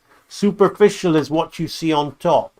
So that's the way that I personally learned anatomy. I tried the books when I was young on Anatomy for the Artist, Hogarth and all those kind of things. But quite frankly, it's a process. And on top of that, very quickly, let me just put this scene on. I have a sketchbook here that some of you will know about, that I regularly show you. It's my anatomy sketchbook. I haven't filled it for a while, but every time I fill one, I do another one. So these are muscles, right? Every time I fill one, I do another one. So here's the hyoid bone. So it's very important to, just like if I stop doing press-ups and pull-ups and running and skipping and stretching, and if I just eat, I would become flabby, inflexible, weak. If I stop doing this stuff, then I become weak at it, and I become weak at drawing, and I become forgetful. Doesn't matter how good an animator I was the previous day or the previous year, or how good an artist I was the previous day or the previous year. Can you hear me on the audio now? Somebody says audio went quiet. I can see my mic is working, so let me know. Doesn't matter how weak I am, how strong I am, if I don't keep it up, present, in the present moment, then I'm not going to maintain those skills. So that's a great question. How do you learn anatomy? You do the anatomy. Audio quality is different. Okay, thank you. That's let me it's probably because I'm using a different mic. All right, so let's move on to this. Audio back to normal. Right. So also I did notice how the great one spot is like a third eye forming a triangle. Yep, it's a third eye in more ways than one, because philosophically I love the whole third eye thing, as you know, with your Gnosticism, Frold Mayfry. Okay, so anatomy is extremely important. I've always talked about it, and how you study it, you got to study it with a motivation. There's no right or wrong way, but you have to have the desire to really study it, right? You don't just say, oh, I'm going to do anatomy because I have to. You got to really, really try to make sure that your anatomy is the reason. Like, you got to put your all into it. You got to say, I'm going to learn about this bone, I'm going to learn about this muscle, and I'm going to do it regularly so I really know it. And you're not just doing it for the sake of doing it, right? Okay. I'm looking for another image where I can continue doing what I'm doing with this character. I'm just going to keep clicking on them until I find them.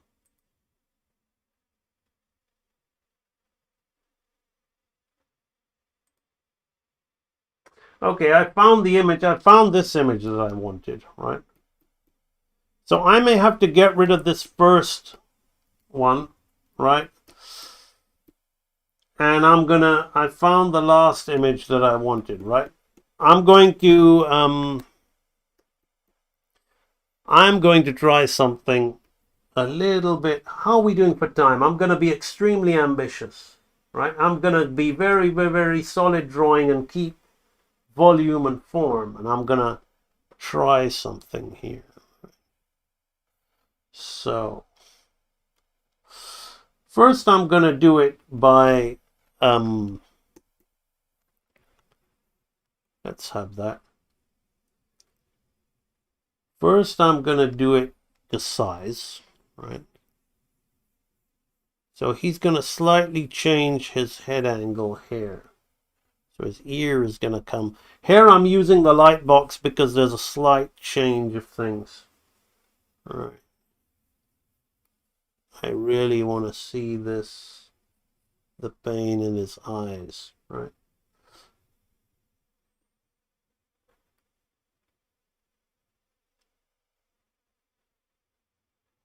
That. Now I'm learning more about the character. It's a lot easier for me to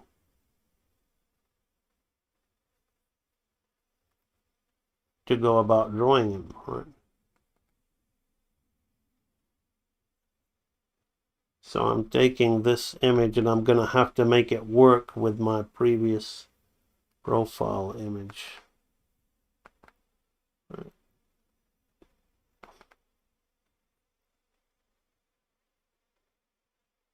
The pain. This live stream is really challenging me because I'm really having to try and suddenly I'm wanting to put this real painful emotion in this guy's because of all of these expressions, and as I'm trying to get this painful emotion, that means I'm having to really not just get the model right, I'm having to get these expressions right.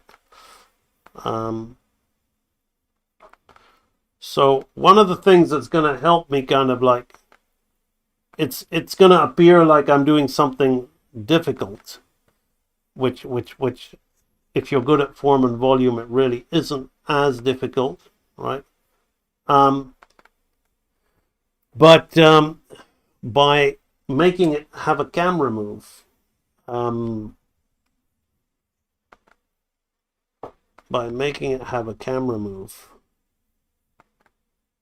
it's going to have a little bit of this hair like this.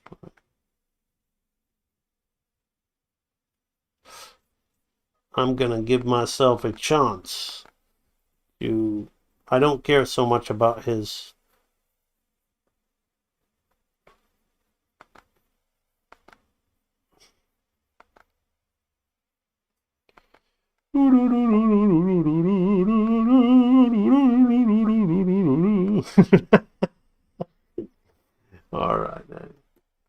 all right. The little kid in me, right? Let's really kind of, what I'm gonna do is I'm gonna, yeah. No, that's good enough. That's good enough. Let's just work the eye.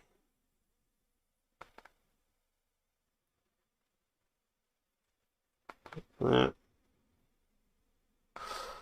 And the nose. Keep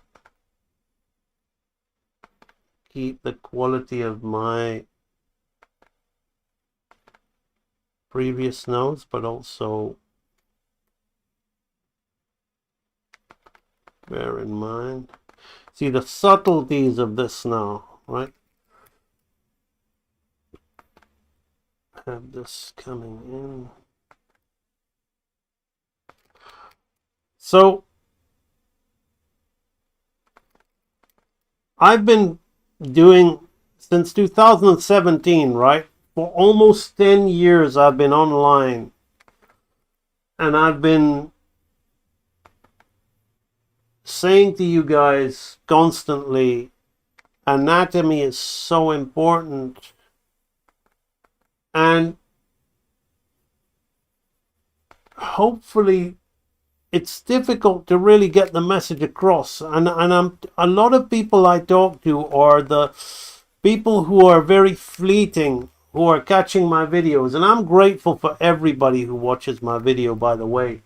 But the fleeting people who are just looking to, they enjoy anime for a phase in their life, and they're going through a phase and they want to draw and animate anime, and they're really interested. Now, anime relies heavily on anatomy, because a lot of it doesn't even really move much. They're just really nice, strong drawings of poses, with which don't have many in betweens and don't have much movement. Even on the big action things, it's all a kind of trick of the eye. There's less drawing than you think there is. So the people that are interested in that stuff, they want their fix. They want to draw and try to have a go at doing that stuff. So when I tell them to work on their anatomy, they're not so interested, because the long-term lasting desire to be able to do that is not there. Otherwise they would have had the motivation to really say, okay, it's like somebody who's learning to handstand, right? And I know this well because I've never really wanted to do it. I was a martial arts instructor, and I never really wanted to really learn handstand. So I would just kick my legs in the air and count how many seconds I would hold it. Oh, I held it for 30 seconds. That's really good, you know. But a real person wanting to learn a handstand would do all the various exercises properly. They would learn how to do a handstand press by strengthening their shoulders and doing all kinds of pelvic leans, learning various headstands and crow poses and frog poses to be able to perform the handstand press. But a lot of people aren't interested in taking it that far because they just don't have that desire. So I can go on and on and on about, you got to learn your anatomy, you got to be able to do this, you got to learn anatomy. But that desire of like, I really want to be good at this. I want to really be able to draw and animate anything I want with very little resistance, very little challenge. You know, the only thing that it is going to require a bit of time, you know, and patience. But from a point of view, like, I'm not really tested by drawing and animating this character. Like, the only things that's testing me is being able to do it quickly enough on a live stream, you know, and it's all pretty much there, right? So I'm gonna do this. Now we can see that there's something going on in his chin here as I'm looking at that model there, right? But I'm not too fussed about that. I'm gonna have a look, because most of it in between's well. Let's just round it there, right? So now what I'm going to do is I'm going to have a bit of camera trickery, right? So I'm going to animate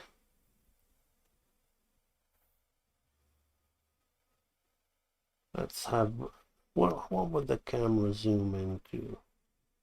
Camera would zoom into his face. This, right, yeah. So just something like that, right? So we're going to zoom into his face with some slow, controlled in between, right? So he's going to look. We're going to do some breakdowns in a minute. Now, I'm going to teach you a little bit about nice line work here. So let's just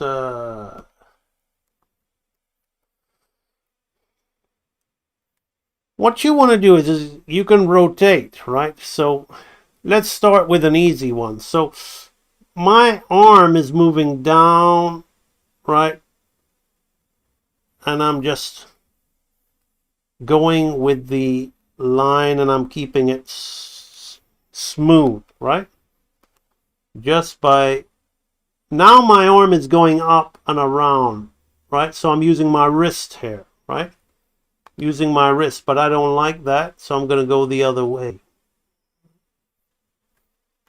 And it's the same here, right? So I'm going to want to think about moving down, right? So you're going to come around here like that, and I'm putting very little pressure on the pen, right?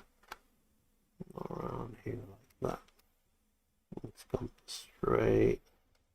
Now I'm a little bit cheeky trying to clean this up when I haven't really got the model 100% right, but anyway, let's just do it, right? So I'm keeping this angle, and this is how I become more efficient. Like the stronger you get, you can pretty much work clean, right? So my roughs are my roughs, but then cleaning them up isn't really much of an issue, right? Because form and volume isn't much of an issue for me, right? Because all of that understanding of what we in real animator training call the secret science of shape simplification, right, makes it all. Now I'm making this a super clean line when it doesn't have to be, because I'm giving you guys a bit of a demonstration. So again, here I could try this, right? And it's not bad, but it's a safer bet for me to go this way, right? To just go around and follow you draw from my elbow and follow that around there like that, right? Similarly, I'm going to go around like that, following from my elbow. So if you can see me in the little screen at the bottom, it's like he's hurt but still acting tough and strong. Absolutely. I studied anatomy when I was in medical, but I dropped it. Felt like they were just stuffing information. Oh man, I'm actually getting so into anatomy, not just because of the for the drawing of it. It's the human body is incredible. Before I was only interested in drawing it, but I'm really into, some people might call it spirituality, but I'm really interested in the real device. You know, my real device. Like, I firmly personally believe that I am not my body. My body is my device, right? Just like the iPhone is a device. They're all devices. The ultimate device for me is the body. So I'm getting really interested in the nervous system. Again, going back to my physical training, as I've gotten older, I'm finding I'm doing things a lot easier than just trying to muscle through it with my youth, and it's because I'm understanding the nervous system, the neural connections between the brain and all that. So I'm absolutely, I'm now wanting to know more about nerves, even though that's got nothing to do with drawing, right? It's just once you're into the whole anatomy thing, like for me, I've become pretty obsessive about it. Right, so let's take a look at that facial eye. Yes, like that. Put a little bit of that on there.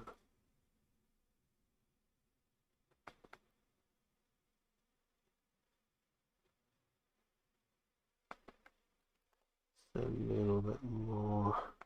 A little bit quiet. I'm a little bit quiet at the moment because I want to get that right.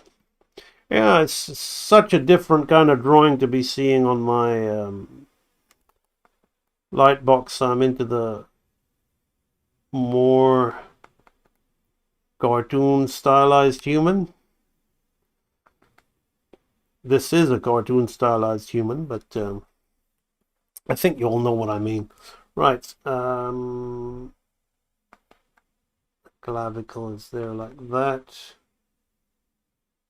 I'm gonna just rush this necklace because it's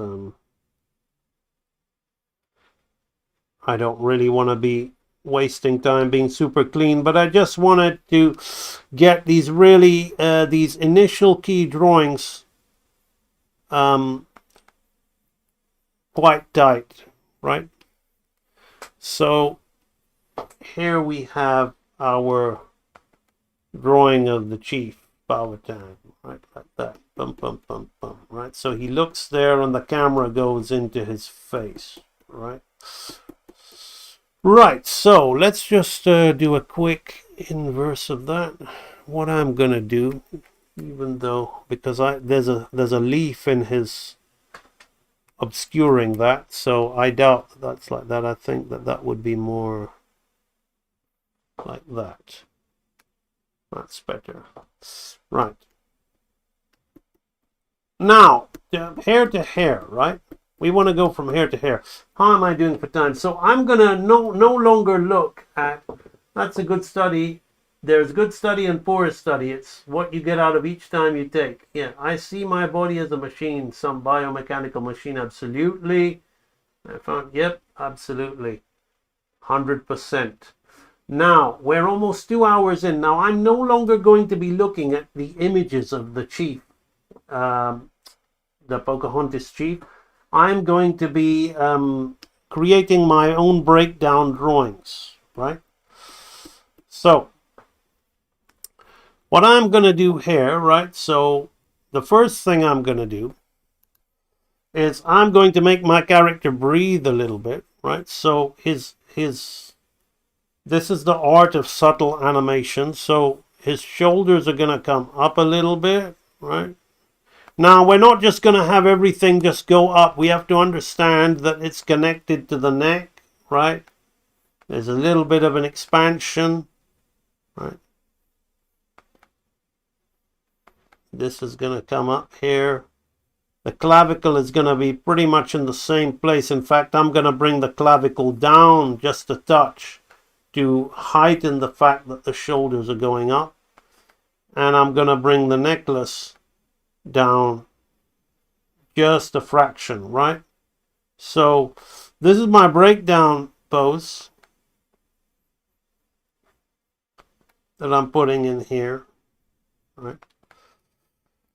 Now, what I'm going to do is I'm going to have him lower his eyes a little bit, right?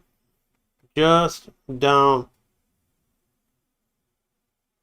And we're going to have him blink. Right, so his eyes are going to be here, right?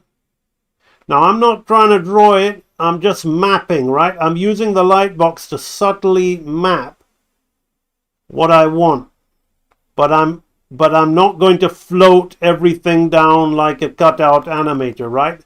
This is just my map, so it's such a subtle movement that I don't want to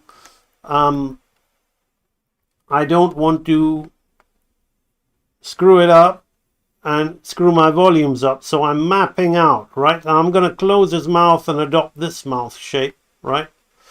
So he's going to close his mouth and adopt this mouth shape. So the chin is going to be down just a touch. Actually, that's not the case, right? You see, that's what happens when we flow. Because he's closing his chin, his chin is pretty much going to be where it is, right? But I've got to bear in mind what's going on angle-wise with his face, right? Because his zygomatic is going down and his jaw will come in. No, I will have to do something. I'm going to keep his jaw there, actually. Yeah, so that's how we're going to break that down. Very subtle stuff. The ear is going to come just a little bit forward, right? As is the head is going to come down just a touch. I'm going to actually keep his eyebrows raised. I'm going to change the angle of those eyebrows to put a little bit of personality and character in the eye expression. A little bit of resignation in the characters. So very, very subtle stuff. Right. He had a bit of hair there, and it's kind of disappeared on the other ones. But I'm gonna just leave it, right? Because I don't have enough information. All right, now I'm gonna turn the light box off, and I'm gonna make the breakdown is I'm gonna make this pose and this. So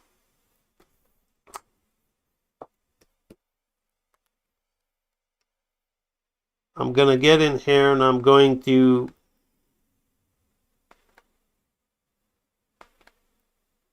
have his eyebrows be up.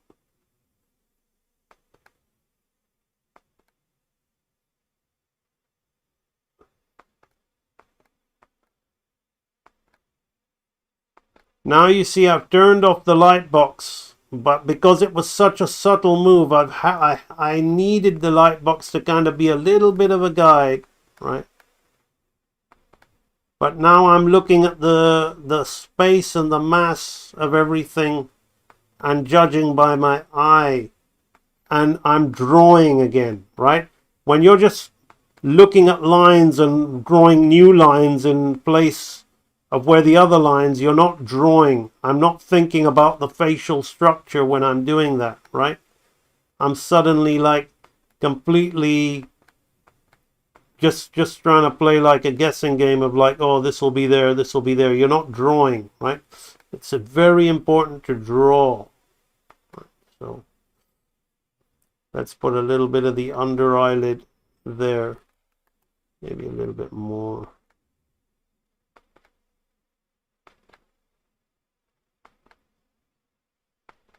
Really, really trying to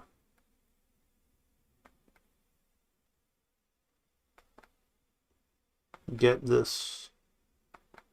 Right, so now the cheekbone.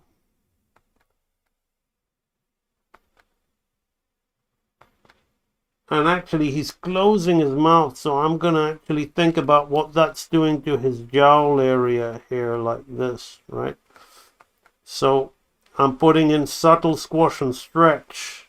So I'm really animating here. I'm not just sliding like a cutout animator, right? Sliding his head down or using place and trace, which is what an anime animator would do on such a subtle movement.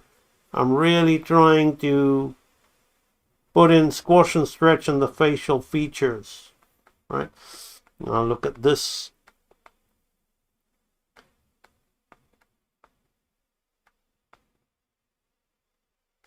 So I'm looking at the other one because that's the expression what we're moving into, right? So we're going down. So now we've got some squash and stretch in the face, which is looking really good now, right? Definitely worth it. We're going to keep that chin there. Going to turn on that light box.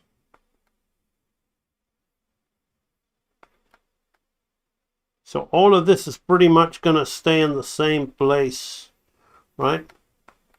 Like that. Even though the head is slightly moving, the ear slightly, because he's closed his mouth, right? It's very, very contained, subtle stuff. This angle, this line is in the wrong place, right? That's going to create a inconsistency. Right?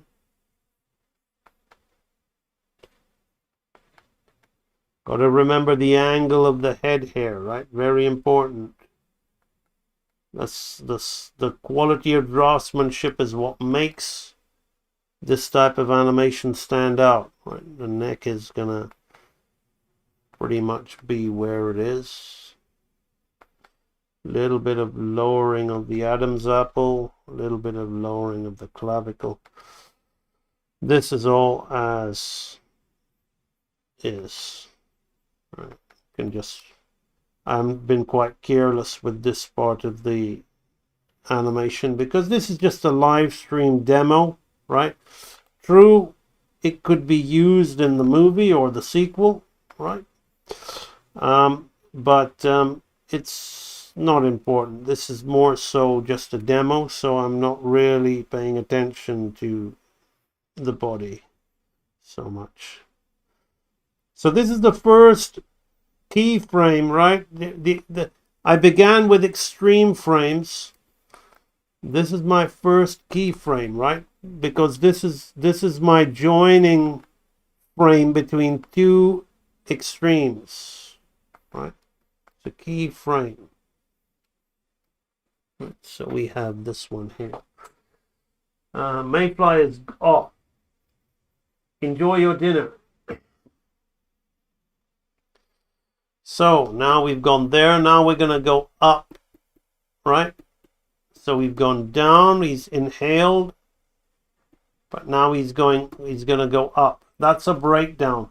Let's just break it down already. Let's just do it in a straight ahead manner, right?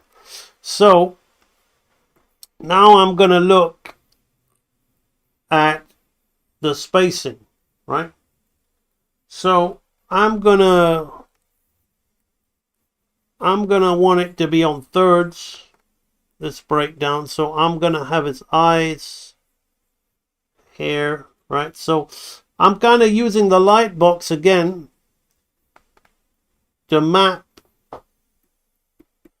Now here though, I'm gonna bring his eyes down, right? Because I'm playing with expression. And that's what people tend to not understand. This is a breakdown for a reason, right? So I'm gonna put a bit of interesting movement in there, but the rest of it is pretty much gonna be as is, right? This is a third of the distance of his nose. This is a third distance of his mouth. Let me know how my stream is. I'm getting an error message. Am I still streaming or no? Right.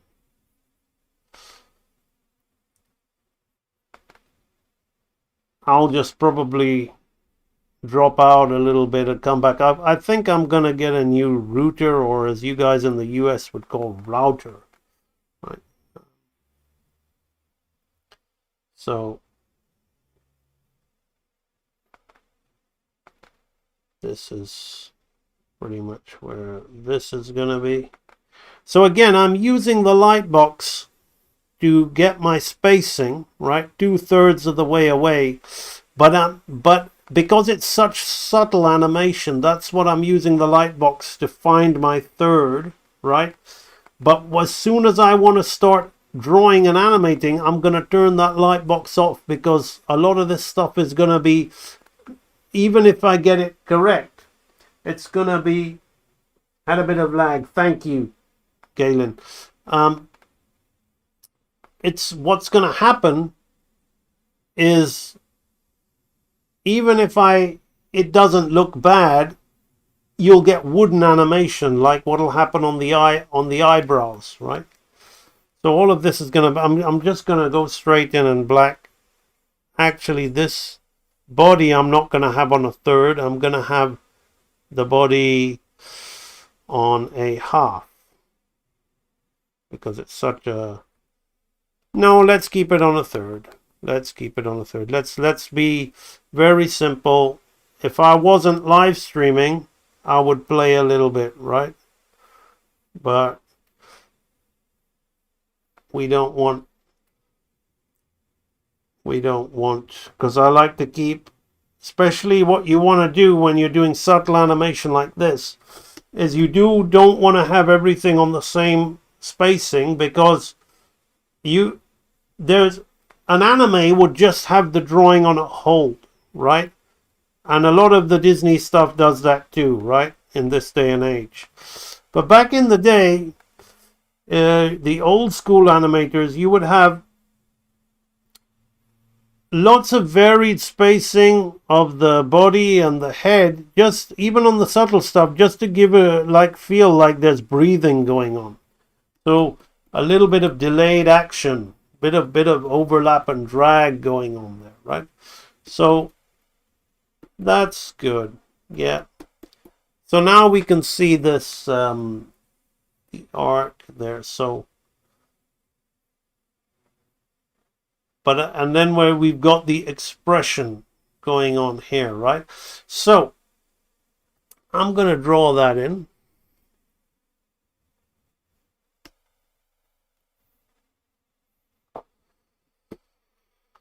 And again, I'm going to do it without the light box, right? Because I've kind of used the light box for what it's good for, right? And if I was doing more cartoony characters with less restrained, subtle movement, I probably wouldn't turn the light box on at all.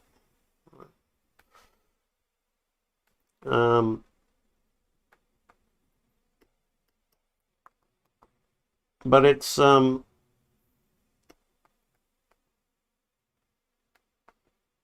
good idea when you're doing super subtle stuff to keep it on. Anyway, how is your new year going, people? I never really believe in the term new year, like oh, it's a new year, so let's do it for the new year. But what I do believe in is new beginnings, and new beginnings could happen at any moment, right? A new beginning could happen even like this live stream. I had no intention of animating and drawing this character, and it's a new beginning, right? And every line and mark I'm making is a new beginning, and I can decide when to stop. So life is a little bit like that, and your goals and your aspirations are a little bit like that. So I hope that everything's going good for you in this. Conveniently, asking this because of the new year, I can't get around that. But it's not really so much about, oh, it's a new year resolution and all that.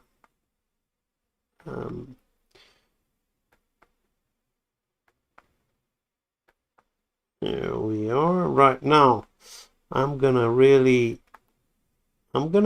see if I can tighten his eye. I'm gonna play with my own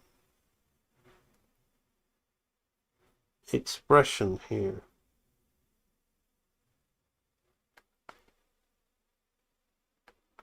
I'm gonna force a little bit of squash and stretch in the eye.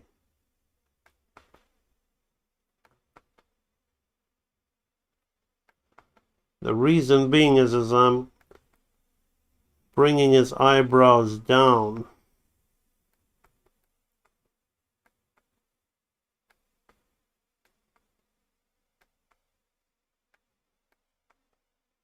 which will help put interesting movement as we slow into that final expression, right?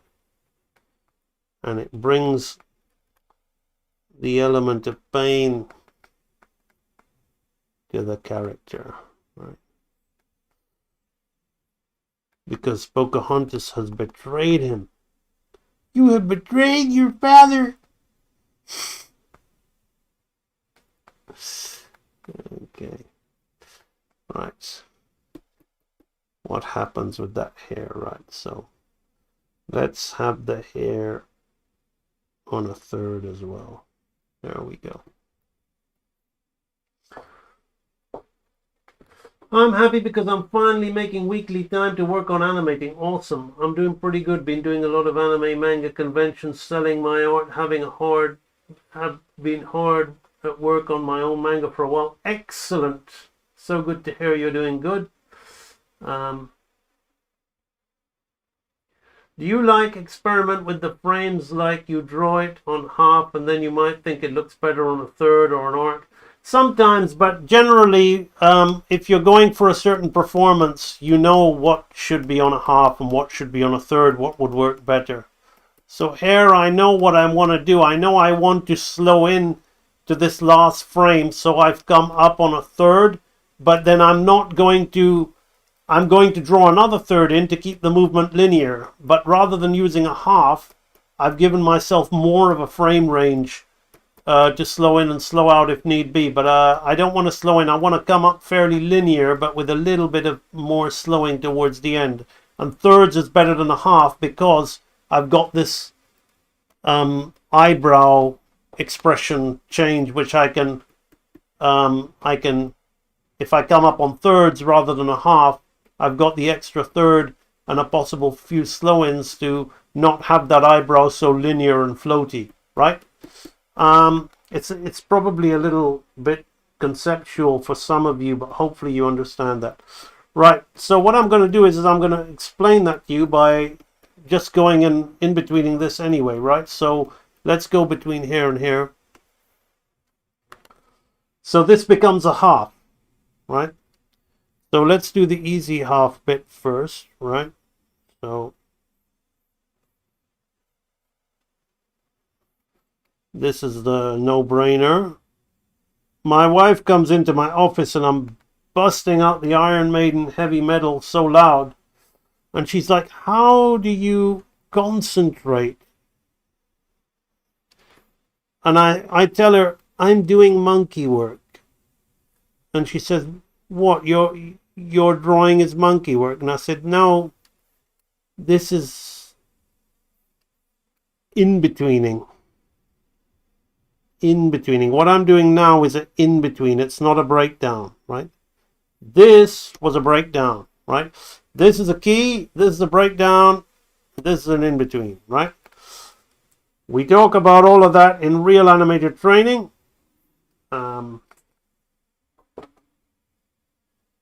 Heavy metal is said. I want Motorhead tattooed on my chest. Remember that, Galen? It's Zen for us, I guess. Not for everyone, that's for sure. But so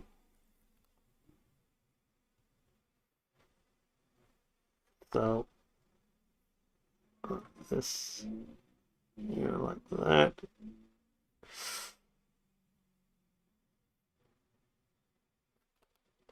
I'm being quite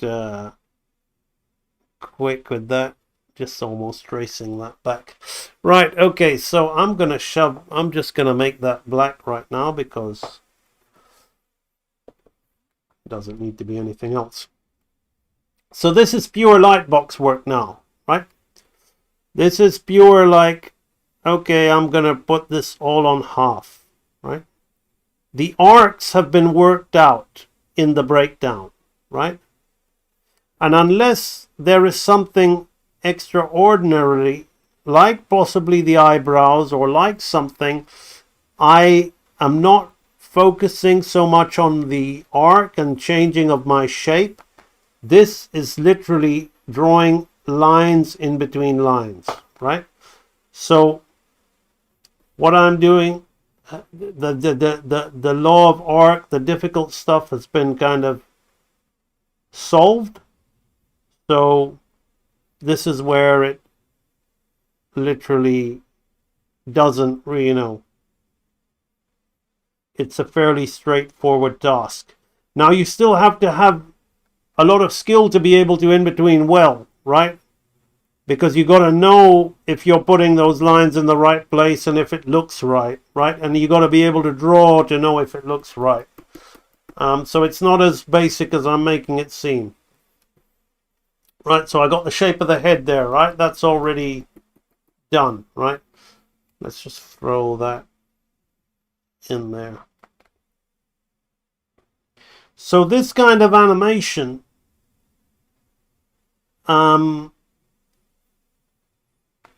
you got to really require like a lot of work on your keys.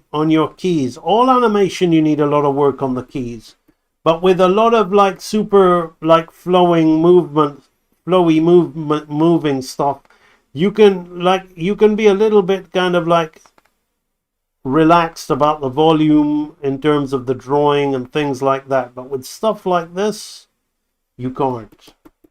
You absolutely can't, right? You have to be on point, especially when it's for the cinema, right? Because this is for the huge screen, right?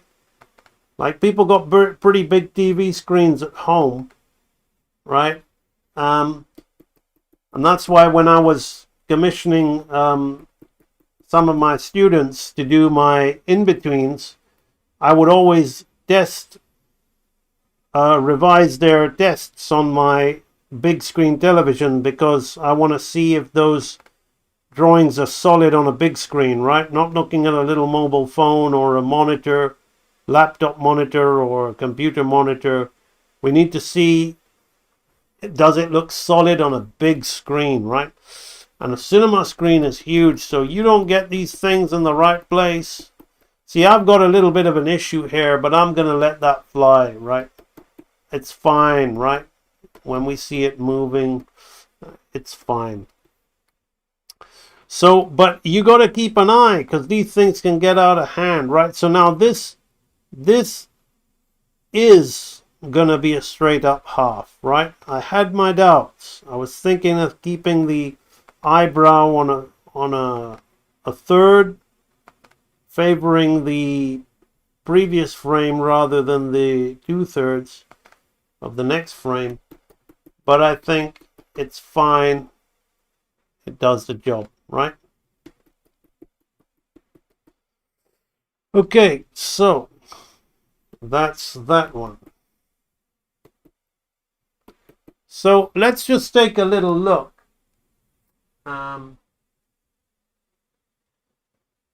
I do remember I was sitting here waiting for it. So there we've got the expression there, like right? The look up there like that, right? Now it needs more in betweens, right? But we have something, right? There like that. Now this hair coming here is a bit awkward, right? But we need to see the animation as a whole, so I'm going to move on to this head turn here, right? Now this is where I'm going to be tested, because I don't have any reference at the moment, right? So I'm going to have to figure out the arc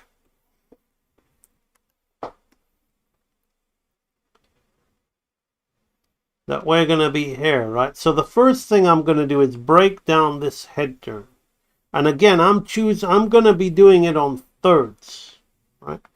And the one I'm going to be doing is, I'm going to be doing 2/3 away, because I'm going to be wanting to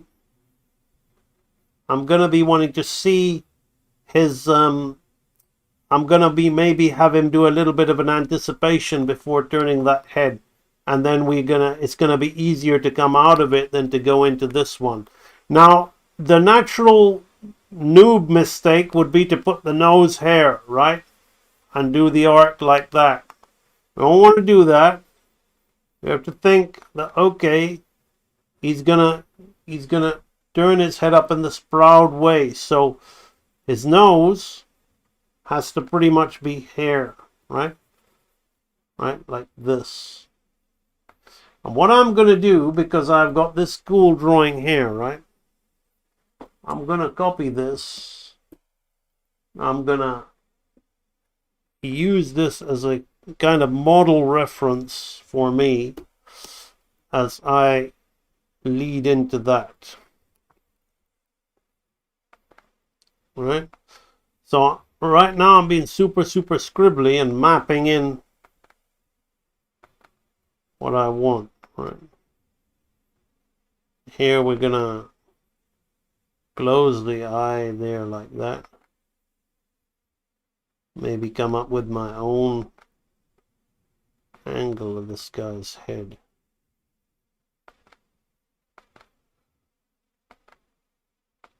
See, suddenly we're drawing very differently and the light box is there, but I'm not really paying much heed to it, right?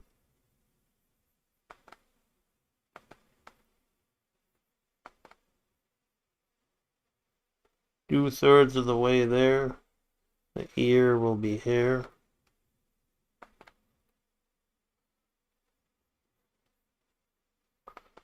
The head. There like that. Neck. Any substance of what's going on with the body.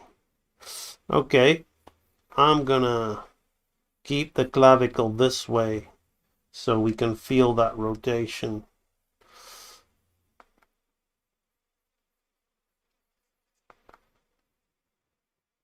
And that's going to be on a half. This is where I will put the body on a half. Right. Delay it. So the necklace will be here. This thing will be here like that. Body's on a half lead with the head turn. Okay. So right now I'm solving things. I'm solving possibly the hardest frame in this animation right now. We're going to kind of hold that expression now. Okay.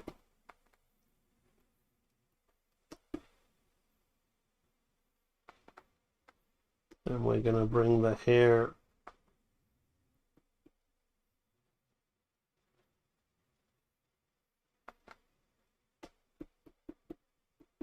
over there like that. All right. That's kind of what we want. See what's going on there. How are we doing for time? 2 hours 27. All right. What are we? Not too bad, not too late. Not too late. All right, so this is a breakdown. No, this is a key. And there may be another key in there as well. So I'm just going to be looking at this frame. I'm not going to be looking at the other frame, right? I've made my kind of idea of what I want for the size of everything. One thing I left out there was that line there, right? But I might leave that out because we don't see it on the head turn. Right? I'll figure that out later, right? So you got the eye.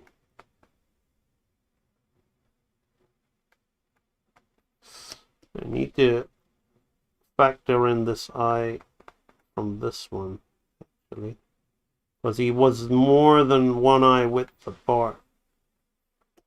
Right, that's it. And maintain that eyebrow expression. This drawing that I'm doing is what I personally believe is to be the most challenging aspect of the animation. Purely because, one, I don't have the model reference, and the other reason is I'm going from a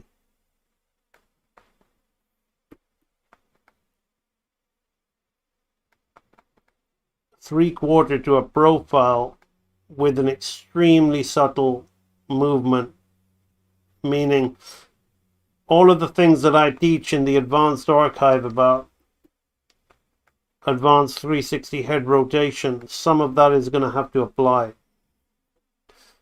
because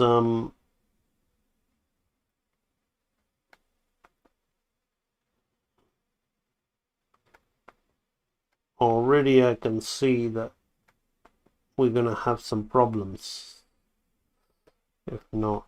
Right, so we've got the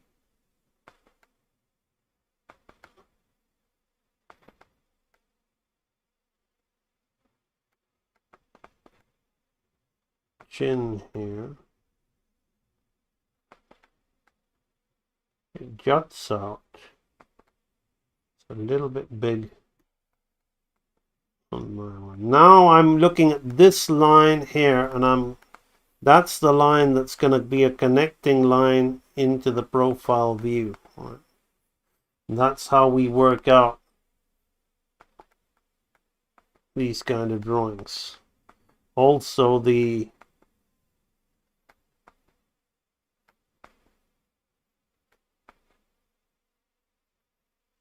so at the moment I'm looking at it, this one, right? And then I'll have to flip back and look at what's similar between the other one, right? So it's a constant balancing act. A constant balancing act between these shapes.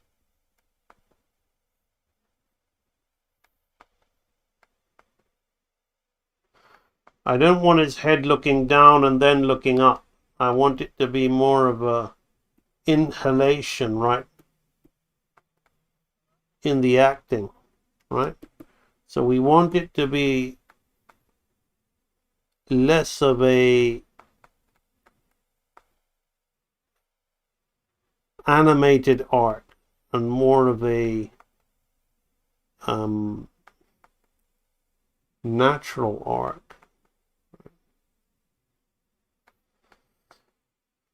Natural arts can be very boring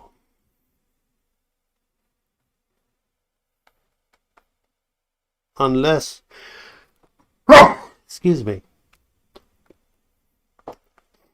unless they're utilized for the right reasons. So his neck is on a third, but I've got that body on a half presently. That could pose some issues, but we'll see.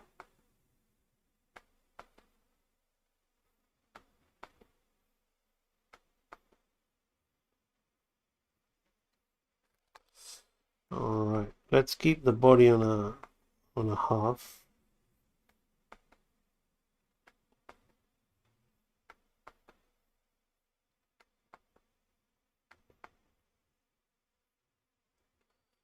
We'll come and look at the chat in a minute. It's a little bit quiet as I'm concentrating on this one. Okay.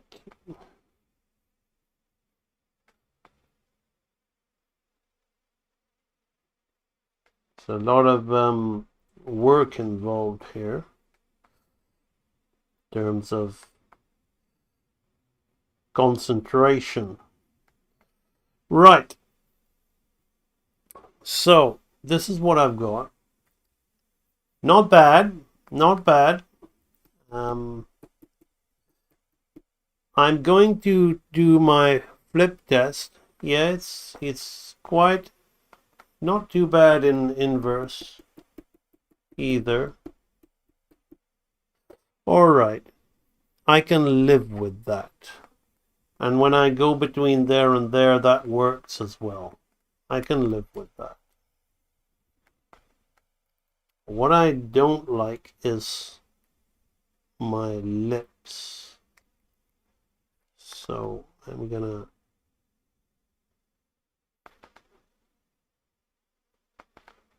make sure we have that.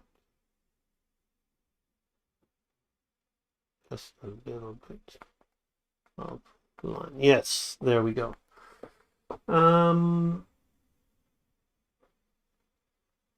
I like to play video game music. It's okay. Right. I love playing video game music. All right, now I don't need this anymore. Let me just double check the body.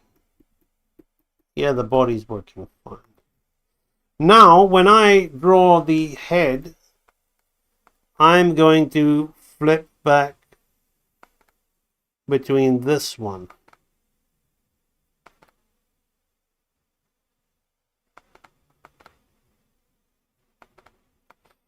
Because that'll really help with the harmonious unification between two frames, and so I can really keep an eye on the lines and shapes to see,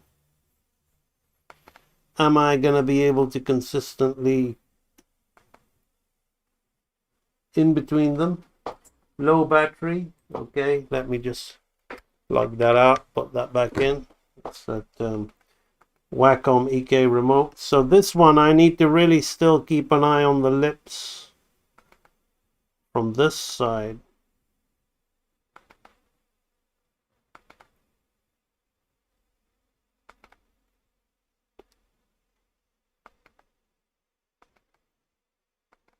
It's actually really cool being asked to do this, because it's not something that I believe I would have ever explored without prompting. I mentioned that I really like this film, but I don't like it, or it would not have been on my first list of anything to make a study of, or to have a go at animating any of the characters off. But it's really, by doing that, I'm able to kind of consolidate a lot of my knowledge and learn a little bit about design sensibilities, what these guys used, and see that inside this cartoon, this very kind of restrained, subtle, more realistic looking design, there still sits the same kind of 90s Aladdin, Beauty and the Beast style shapes, but they're kind of cutting into those shapes and creating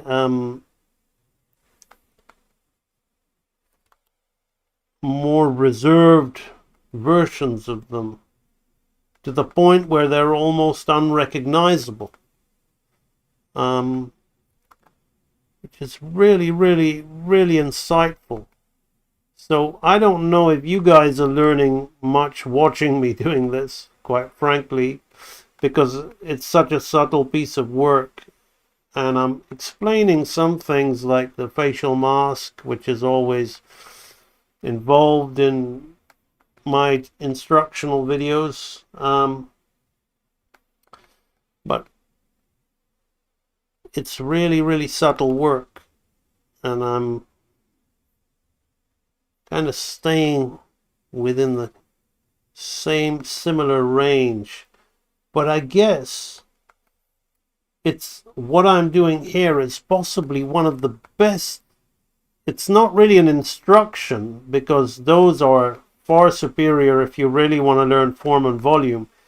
But this is one of the best demonstrations I've given in terms of form and volume in like on a highly advanced character doing advanced movie grade animation, because I'm working extremely clean, and the animation is very solid, right? It's ready. It's ready to go to the assistant and the cleanup department. right now, right? The way I'm working it. We're talking about music while drawing. Thank you, Ninten. I love music from Lotus 3 Amiga. I like some of those. Amiga, Commodore 64 was my machine, but the Amiga had some good stuff. Chris Hulsbeck, his R-Type loader was excellent. I bought one of his iTunes things beginning with. So now we can see that I've got that head turn broken down. But now I can do the one between hair and hair, right? Right, so I'm going to do the one between hair and hair, right?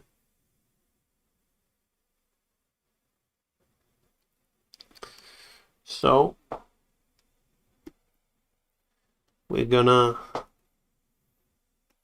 I'm gonna look at, so we've gone up there, right? Now what I'm gonna do is my usual thing. So I'm gonna look for a front view. I'm gonna throw in a surprise.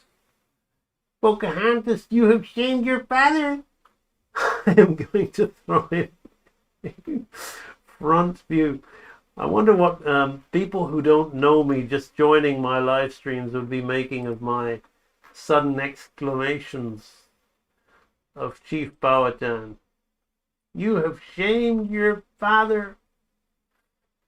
I never thought I'd find myself enjoying saying that quite as much as I did when I was 17 years old. Yet here I am on a live stream, and I'm very much enjoying going through the process of saying it again. Okay, I've got a front view of him here, but I want to go on front view, right? So this is super important, right? This is gonna give the head turn just that little bit extra, right? So what I'm gonna do is I'm gonna throw in some character. I'm gonna have his facial features move this way.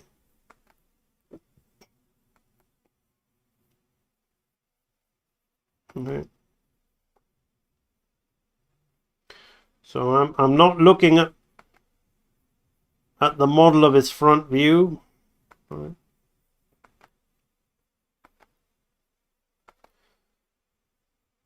Now this could pose a bit of an issue for me with his head, what I'm doing here. Probably needs to come a little bit more hair, right? That's what having the light box on does. Right? I want his eyebrows to go up again.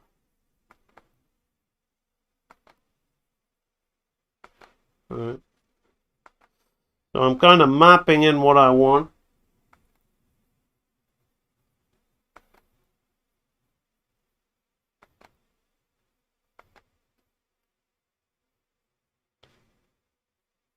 Right. I'm gonna have him breathe, straighten out this clavicle just a little bit here. Right. Completely different, right? So I want to try and put in a little bit more in the animation to give it that subtleties, to stop it from being so deadpan, right? So the head is going to turn like that, like he's almost, so he's going to take another little anticipation. We're putting in another little anticipation in there, right? So I'm just checking the arcs before I commit.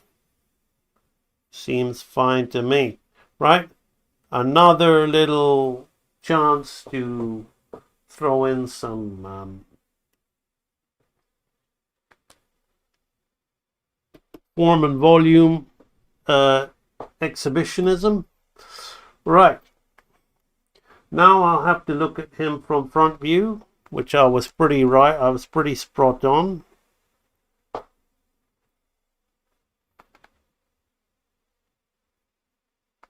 Goes like this.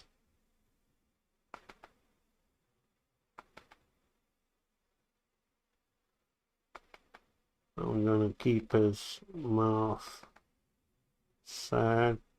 This may take a couple of goes because I'm doing a completely new angle.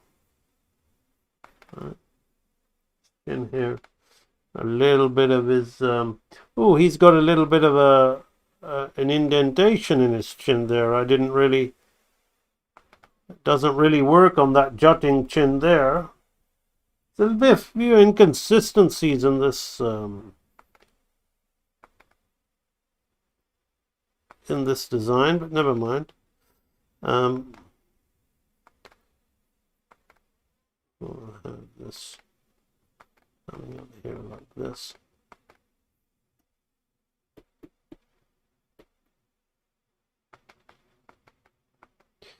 And what I'm going to do, you see, I'm not even going to keep this because I'm drawing its head at an angle which he should be looking more down. But I don't feel confident about doing that just yet.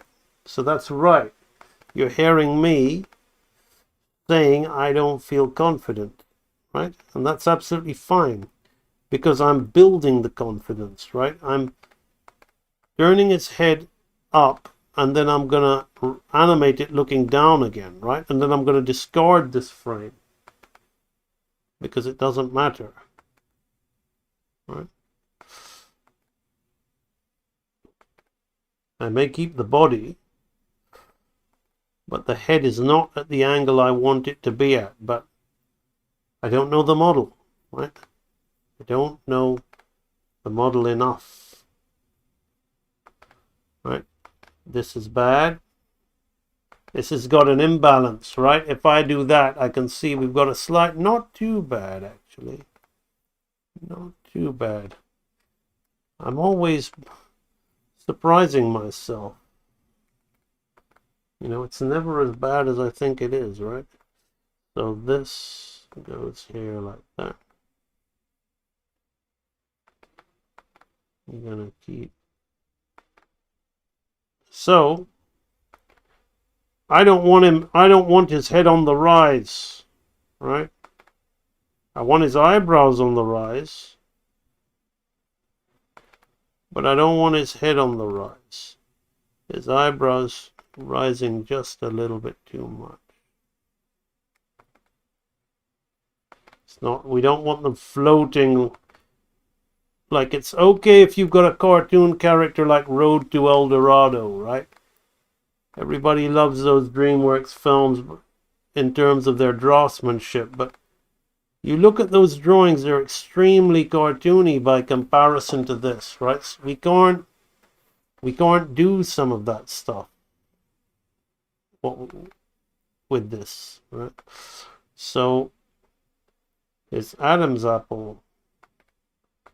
I'm just gonna make that up, right? And we're gonna do that. Not bad. I'm wanting to almost keep it, but that's wrong because that's not what I wanted.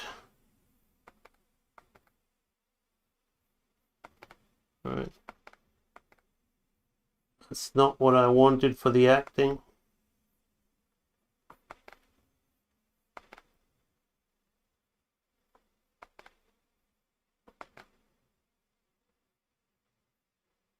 Right. How am I doing for time?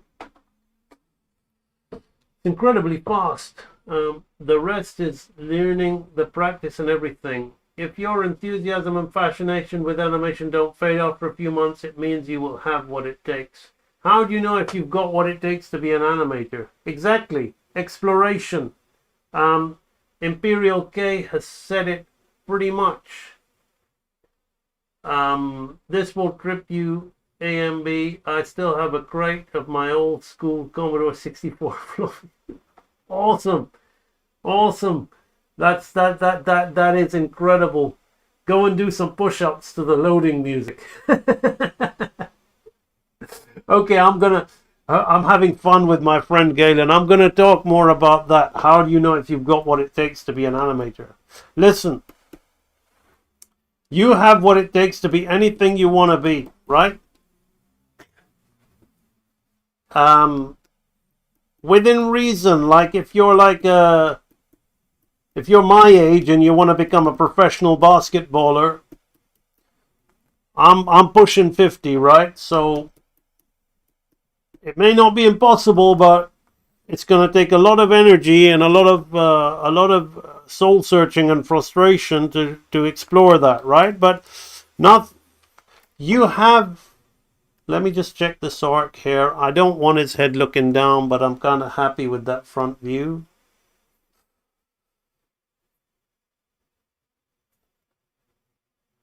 I don't know, you know. It'll stop it from being typical. Yeah, it'll stop it from being typical. I'm gonna keep it. I'm gonna keep it. I'm not being lazy, I promise. I know I said I was gonna discard it and do another frame. But I'm gonna keep it. Right, so you pretty much have what it takes to do anything you want, but what most people don't understand is the pain and the frustration is what stops you from pursuing it, right? Because that's what leads to procrastination. Most people say, I'll do it later because it's too hard. They think it's too hard. And when you're doing something, you'll find you're constantly asking the question as you're doing it is are you good enough to be doing it? Because everything that you're doing for a little while is uncomfortable. It's unfamiliar. I tell my daughter there's nothing that's difficult in life. There's only that which is unfamiliar to you.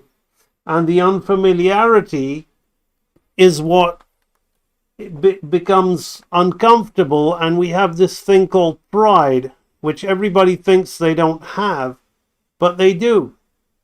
And pride is kind of like a shield that the ego has for incompetence, you know, and subconscious feelings of worthiness. Am I worthy?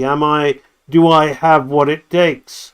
You know, my dad always used to run me down and I've got subconscious blocks and all this and that. It's not as, you know, cliched as that. But the fact of the matter is, most people want the end result instead of the journey. So if you was to start animating right now, just like this, I could stop drawing right now and this piece will be dead, finished. All the promise, all the potential of seeing what it was, finished. Stop it. But each line that I make is the progress to the end, right?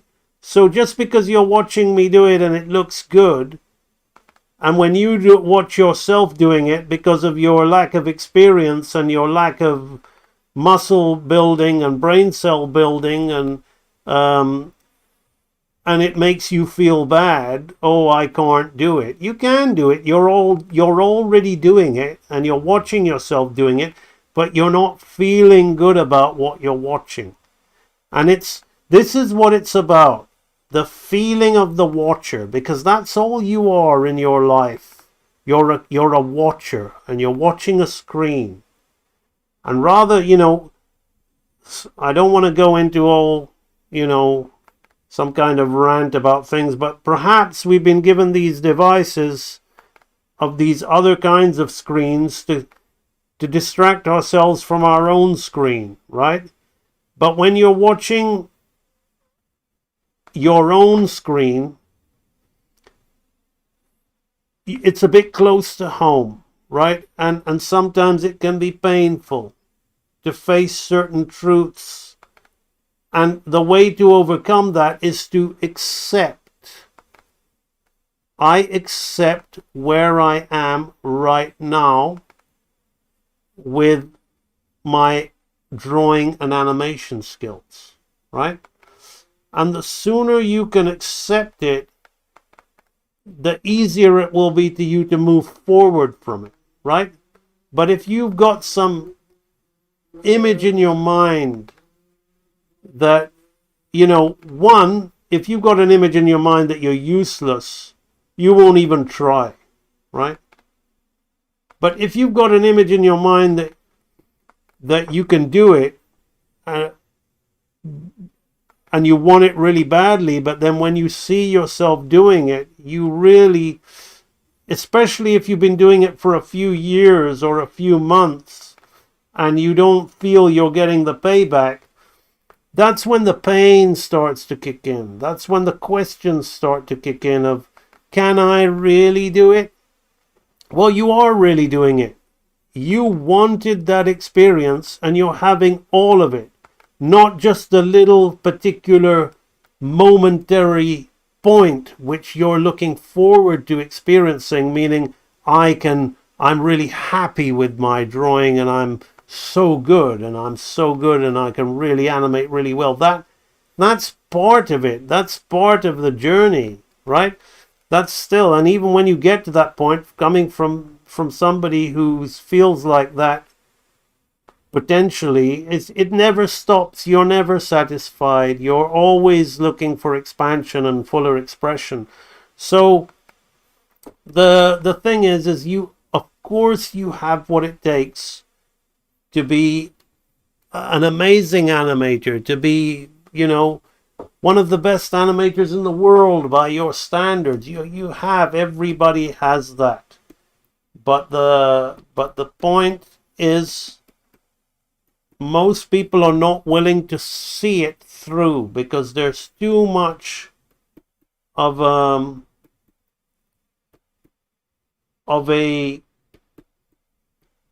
unbearable acceptance of where you are and what you're doing, right? And wanting to prove your worth. People might, I know, certainly know in my case, people might say, oh, you won't make any money from that. Why don't you get a real job? That's what I was living with all my life when I was young. Got it from my parents, got it from my school teachers. And I remember when I was, by the time I hit 30, my brother, who pursued pharmacy and doctoring, which is what my dad wanted him to do. Well, I have two brothers, and one of them did that. And at the time, by the time I was 30, I was already had worked on a Hollywood movie. And I'm not going to disclose how much, but I made a substantial amount of money, more than what my siblings had made.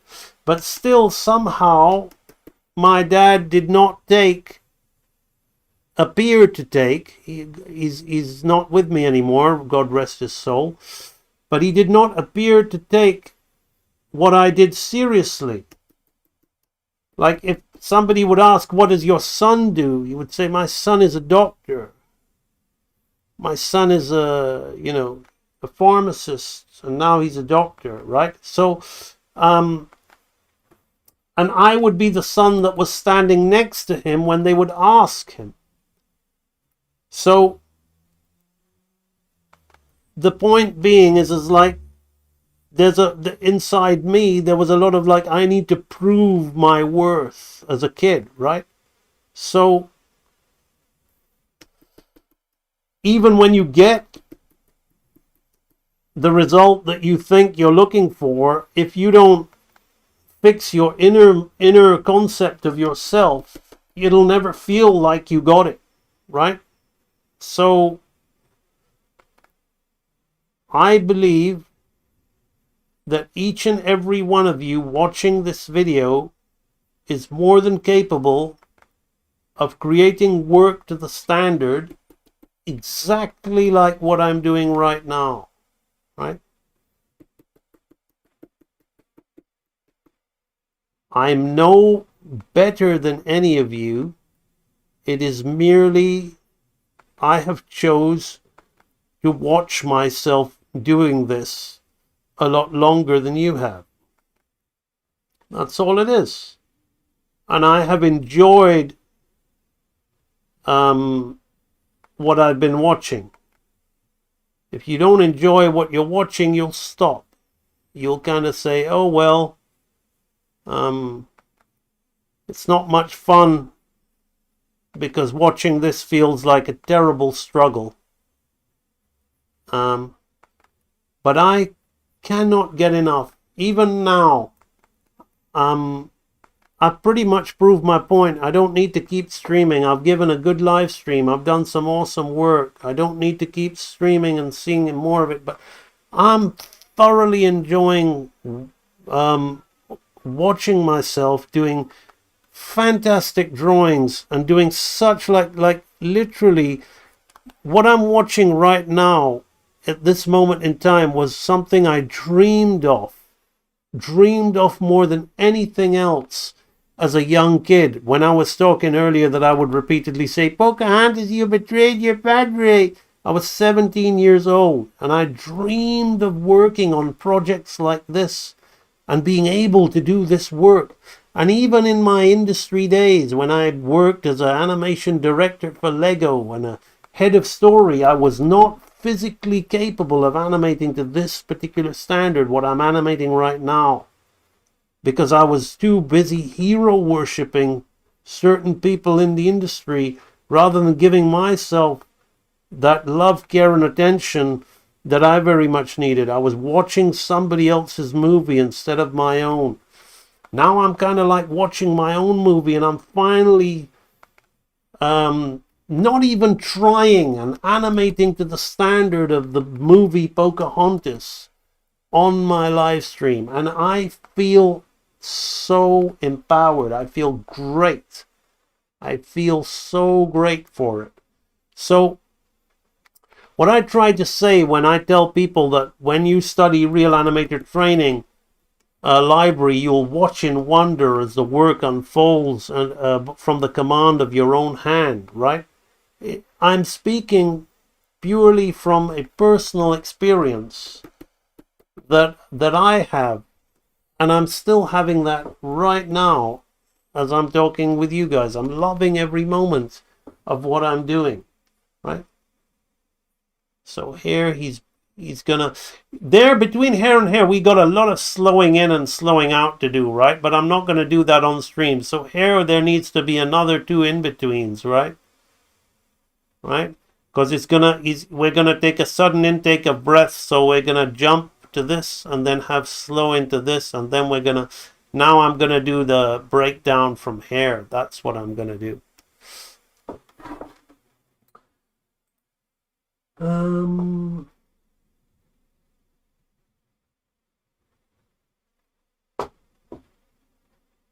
Okay, so that's it. So let's carry on. Just looking at the chat. Let's carry on. Now I'm going to take this frame here and between here and here, I'm going to use this as a model example.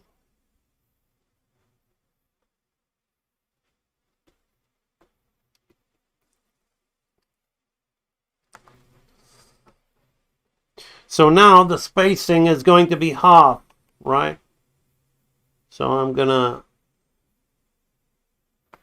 have that nose there. Where's that nose? Completely different place. It's there. There. Yeah.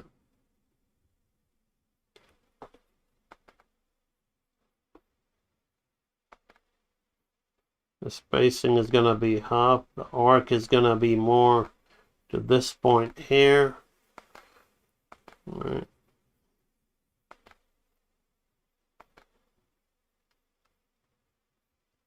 This is all half. This is half. this is half. So you see how I'm relying on just these basic shapes.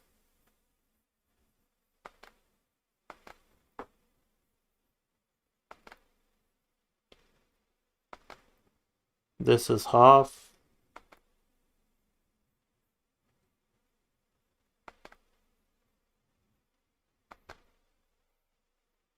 So we're creating halfway shapes. We're gonna have this on a half still. That's the easy part.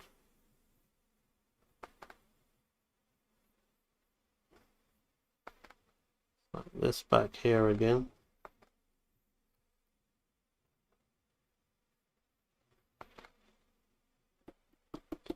Okay, that's what we want. Now I need to be mindful of this neck.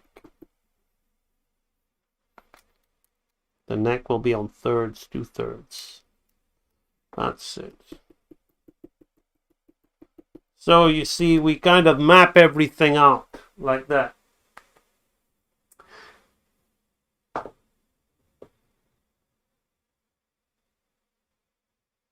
Excellent, Galen. I did see your I noticed that you created a new password maybe earlier this year. There we can see the head turns is now that hairstyle is working a lot better.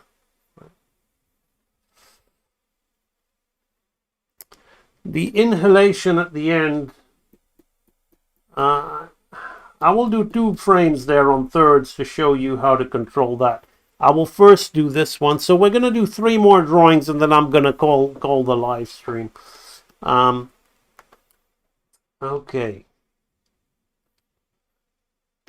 So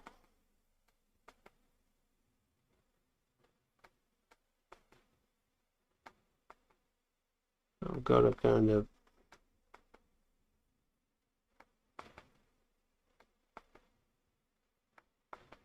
have this expression here. You see, it's all flipping backwards and forwards now. And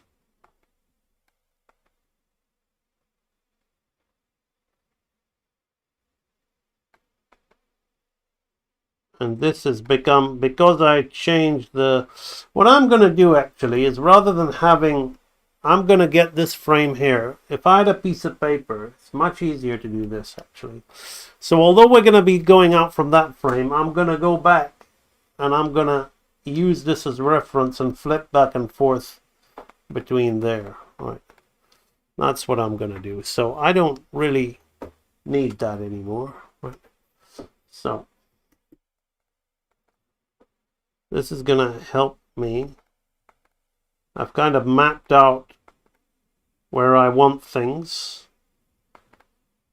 but I'm going to have to pull and play with this drawing a little bit because it's not, at the moment you kind of just straight up referring to it, but I'm going to have to change it to make it relate to this drawing here. So it's going to be a little bit of juggling going on here, but that's all good. See, now I've mapped out where my I've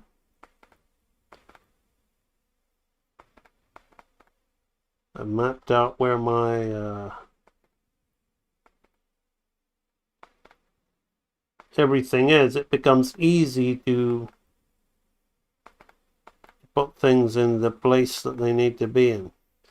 Now, yeah, we won't have such a...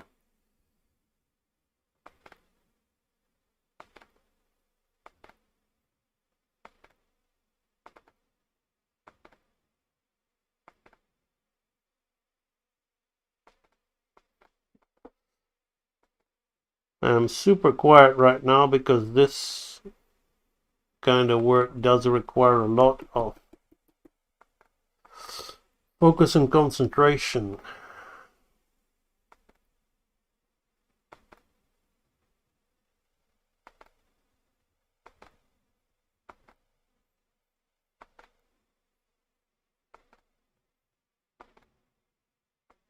It's this bit, the top of the head. I need to fix that, but one step at a time.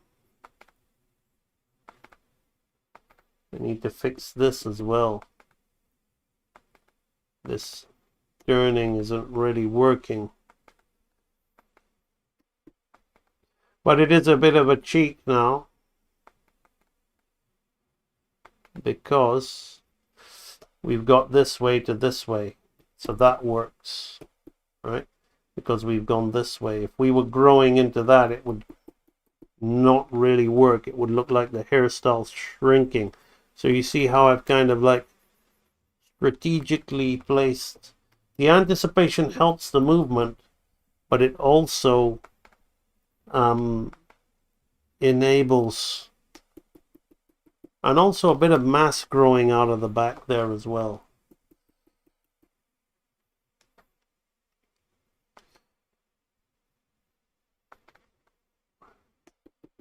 So this type of stuff, what you're watching me do here, you can't really learn this from books, because it's learning, understanding how to maintain form and volume, and actually you need to actually have some visual aid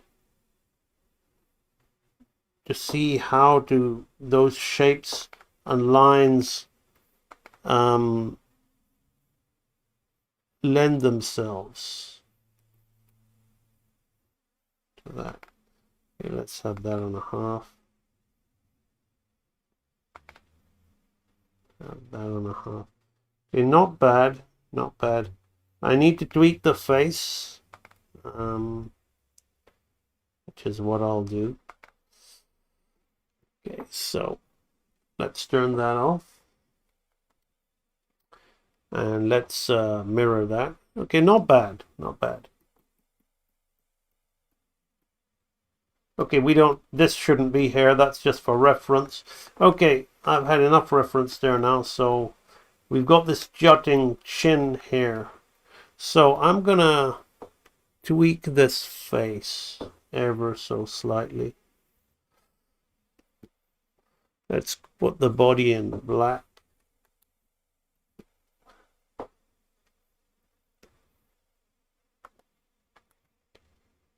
Right.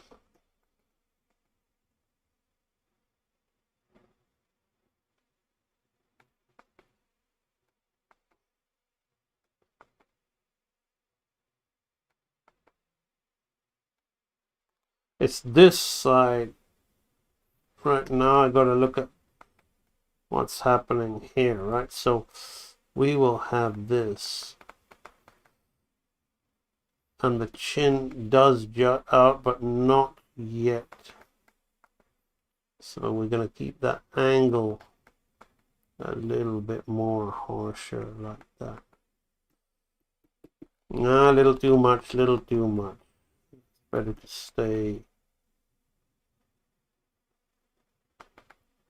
stay like that. We can live with that. Okay.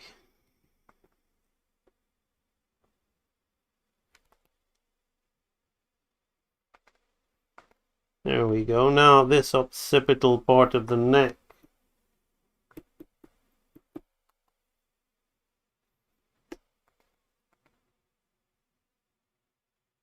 That's it. The occipital bone. We're kind of introducing it like that. Got to kind of think about the shape of the head as we're creating that illusion of dimension. It is a very, very clever trick of the way we're kind of bending the lines based on human anatomy to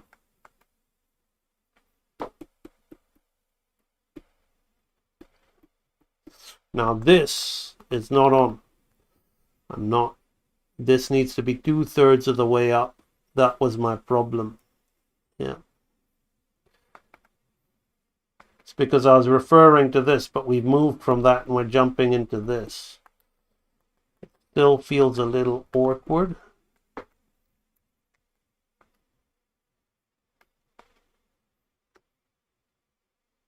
Let's have it there, like that.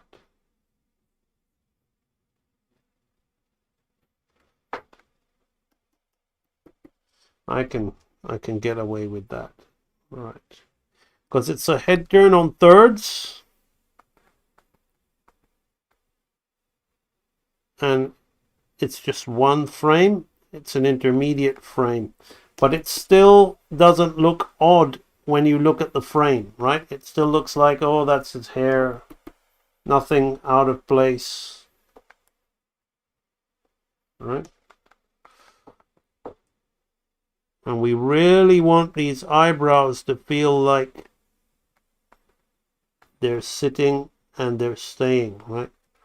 There are some points in the film where the eyebrows are floating around the character's face, right? Now that's difficult. So I'm not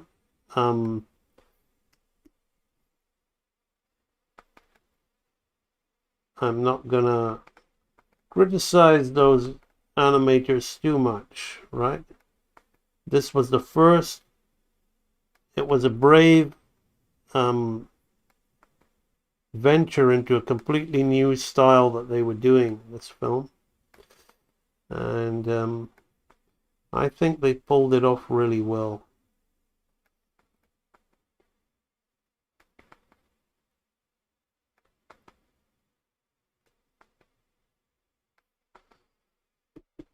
Yeah, lazy with that. That's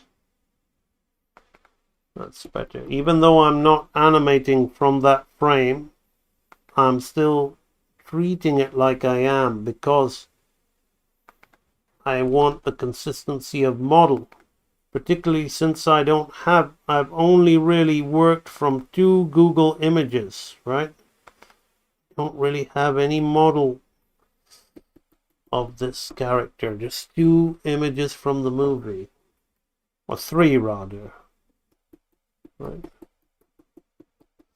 Okay, so this one is going to go, right? We're gonna have this, right? So we've got an anticipation. He actually really looks like that Last of the Mohicans actor there, so kind of pleased with that. The chat has completely gone to video game music. I'm taking some time on each Monday, Tuesday to work on the courses. Good for you, Galen. I'm so glad that you're finally putting use to them. So here it looks like his eyebrows are doing funny things. But that's because there's actually going to be a lot of, so we're going to go and we're going to hold on that pose, right? And then we're going to change into that, right? Now, what we need to do is I could do a slow in pose there, but we're running out of time. We've been 3 hours, 18 minutes on here. So I'm going to put in 2 things on a third to show this camera move consistency business, right? So we're going to go from here to here, right? Now we could have animated it all on the spot and then enlarged it, but I don't want to do that, right? I want to kind of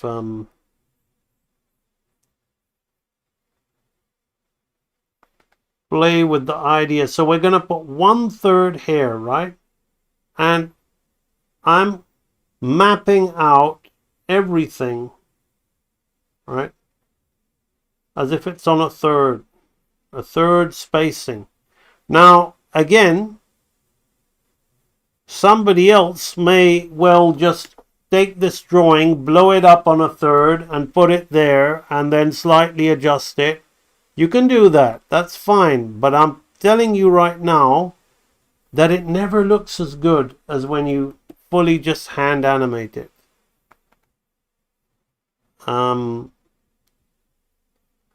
For example, here we've got the neck. It's coming down here like this. A third of the way, third of the way, third of the way. Body's a third of the way. This is a third of the way.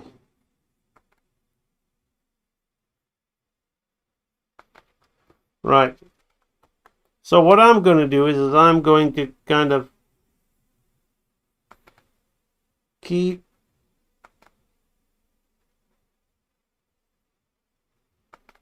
and this is really good practice for your form and volume skill, right? Because what happens is as you're practicing, as you're flipping forwards and backwards, trying to recreate the previous image, you're getting very important experience points of hand-eye coordination, shape recognition, right?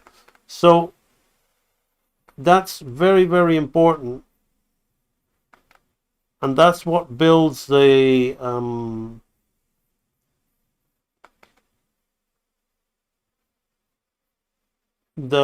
ability for you to see, right?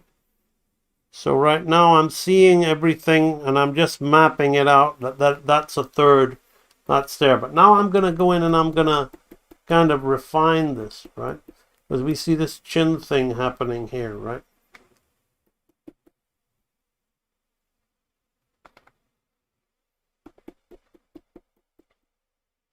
So I'm going to use this drawing as my reference. I'm going to be making the eye bigger in relation to my map, but I'm going to be taking it down a notch or two if I don't see that it's the right size. Now this, what I'm doing here, is the secret, right? Many of you and your lazy software mentality, you just like to blow up the image, but here I'm really trying to see the space, the relationship between. See, now look, you see this is here and this one is here. That's off, right? So I'm really, and I'm trying to get those things as accurate as I can, and it's literally like working out. I'm training my hand-eye coordination to see, and that's how I can work to a really high standard, particularly when it comes to form and volume, very, very fast and very, very effortlessly, because I'm used to it from doing things like this for for a continual period of time. Now here there is a slight deformation because he's going to be changing his angle. I'm not doing it with the upper portion, but I'm doing it with the lower portion of his face. Right. Gonna stop it from having that. It's gonna make it a much nicer, seamless transition.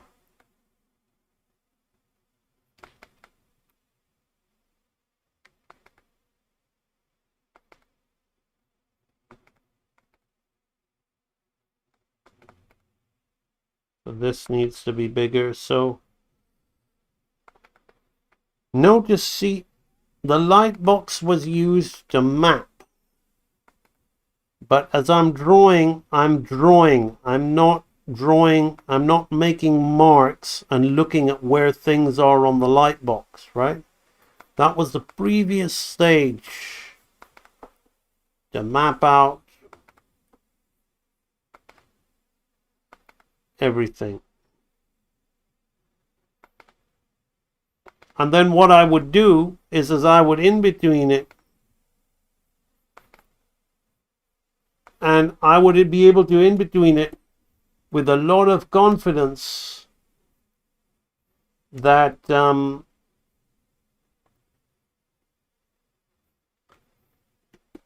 it's going to be really, really solid.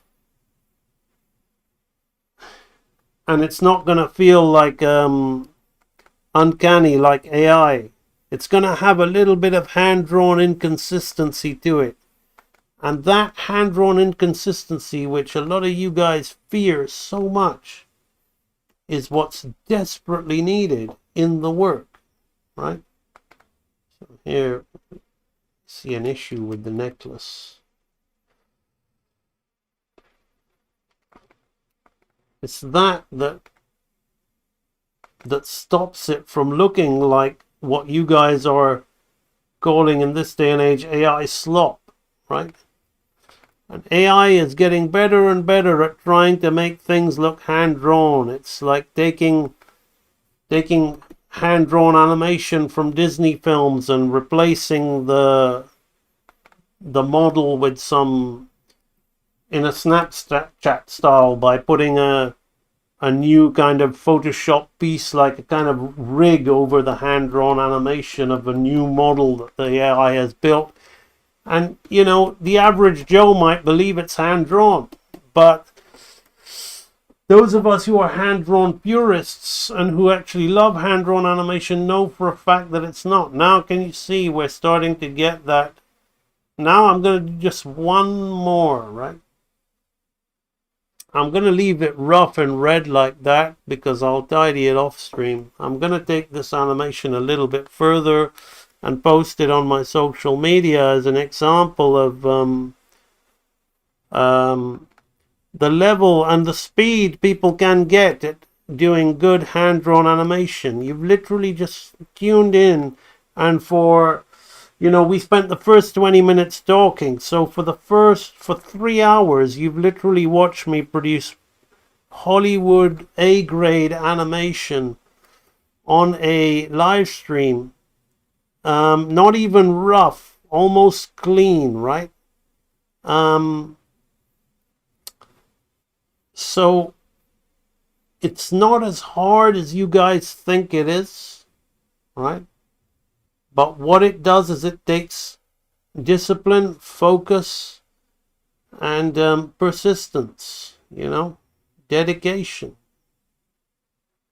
Because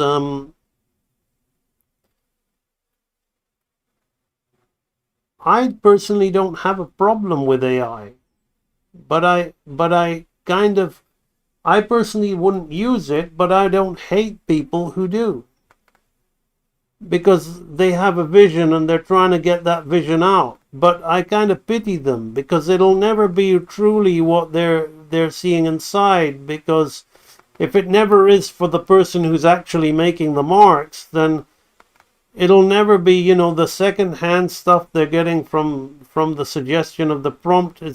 It shows if they're satisfied with that, the level of their artistic capacity. You know, easily satisfied with, you know, pretty mainstream run-of-the-mill stuff. But then at the same time, I don't hate those people. I kind of pity them, because there's no level of worth or satisfaction. It's just, and there'll be no persistence with it, because it comes to them so easily. So everything has its reward. The very thing that a lot of you who are really wanting to do this, lack or fearing, is the thing that actually enriches you when you do it, which is the time it takes, the skills you acquire, and the feeling you get from doing something of such a high standard. It's such a rewarding process. To have it as a finished piece of work is all well and good, but I think a lot of people just want the praise. But praise is cheap in this day and age. I mean, people just doom scroll and they hit like and they hit like, and sadly Hollywood believed that was a barometer as to what to channel their money into. But a lot of these people who just click like and get interactive and angry on social media aren't willing to talk with their wallets. You know, they're not so interested in it. They've got an opinion. Everybody has an opinion on something. Opinions are very cheap. But actually invest your real time and real energy in that thing is a very different story, and that's what makes what we do so rewarding. These things should not be. Now I see an issue with the hair here, so let me zoom into it. Now it's fine. I wonder what AMB's interpretation of Shantae would look like. I don't know who Shantae is, Mr. Y. Okay, so now you can see the camera move is working, right? All it needs is some more in-betweens, but it's we've got a hand animated camera move. So all of you that was really impressed with this Gracie Goodbear movement, that's all it takes, right? Just solid drawing on thirds, and we have it. So this animation is a very, very rich animation if timed properly. If I just scrub like that, it just looks solid, right? Looks like he's funny with his eyebrows. But what we really need is we need to have him in this pose, right? In this pose for a while, right? Maybe another blink here, right? Come up, another blink. Then the turn here, then the lead in, right? So that's how, and then as we lead in, we might have some leaves and things going into him like that. So that's how this this whole thing works, right? Now I'm not going to take that any further. 1, 2, 3, 4, 5, 6, 7, 8, 9, 10, 11, 12, 13. So that's 13 drawings on twos. That's 26 frames. That's 1 second, but then that can be prolonged into, I think this will be a 3 to 5 second scene, right? So 1 sec, because once we add the in-betweens, so this hair would take 1 second, right? For this to register, right? So we would hold on that for maybe 6 frames or 4 frames after we come up into it, right? Then this inhalation will take half a second, and then this will take 2 seconds, and this will take possibly another second leading into it, right? So we have 1 second, 2, 3 seconds, 4 seconds, 5 seconds. 5 seconds worth of animation, around about 125 frames worth of drawing. A half of 125 would be 70. Would that be 50 is half of 100, 175, 70 frames, 70, around about 70. You see my maths, right? So, I'm going to Google this Shantae thing just to see what you guys are on about. But that's the Pocahontas thing. Let's see what you're talking about, Shantae. Shantae. S-H-A-N-T. Shantae.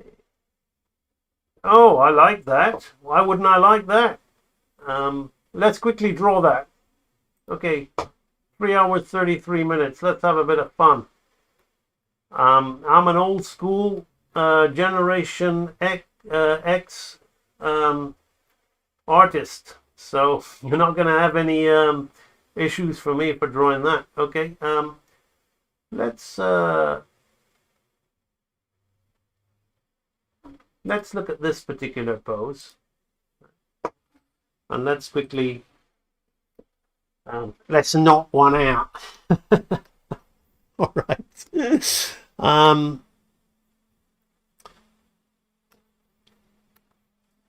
So I'm gonna quickly have a quick scribble of the original, and then I'm gonna kind of draw it my way, right? Since you want to know my interpretation of it, right? So the original is that kind of, everything's kind of on that line there like that.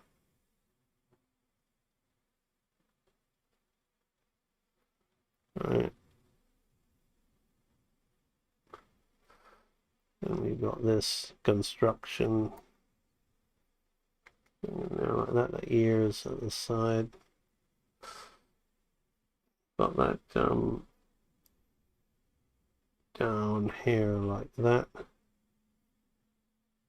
Yeah, Gracie Goodbear is a character that's getting a lot of love, but she's also getting a lot of hate because of the whole Gen X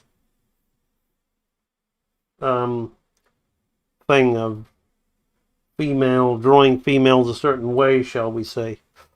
But I'm not going to pretend that that's not what I like doing, you know. So I'm very glad that Gracie Goodbear has got her fans.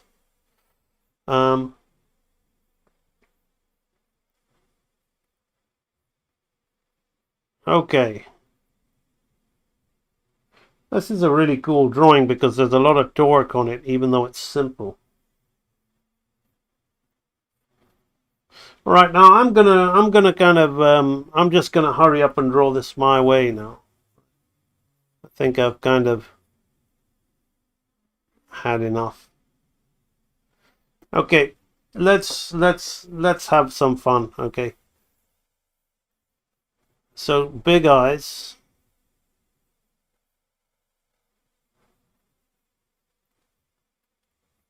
I'll give it more lashes like that because it's my drawing, not the anime style. It's my AMB style. So we have this here like this. I'm gonna throw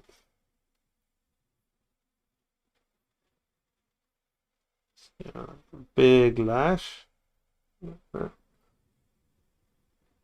Let's first see if this is the Shantae that you're talking about. I think I'm suffering from the Mandela. I'm sure AMB. I never drew it before in my life. I don't think I have. I've never seen this.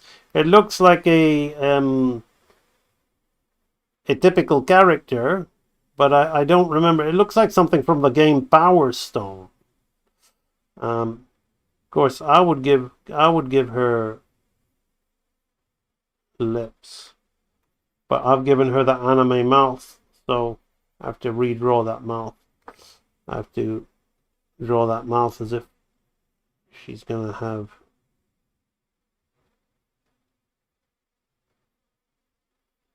Okay, so now we're gonna keep this aspect.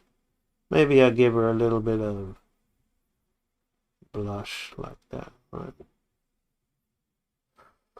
Now we have ears.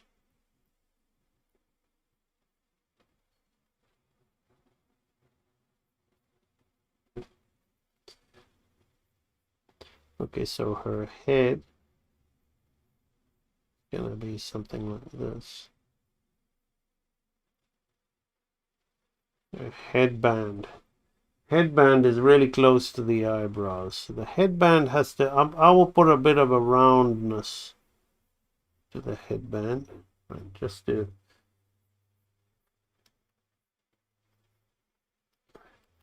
and then the hair. I will throw in a few maybe coming over there like this, over the eye. A little bit on this side, and then I'll go more with that.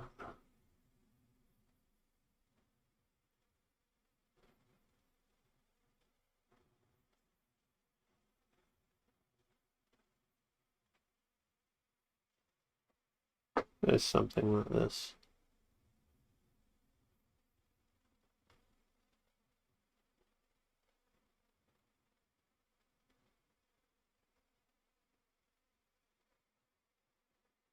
Okay, the eyes are crazy big. But this thing is kind of defeating the purpose of the headband. But oh well. More hair, more 80s. More 80s hair, right? That's what I do, right? Obviously this is the first attempt, so it needs a lot of work.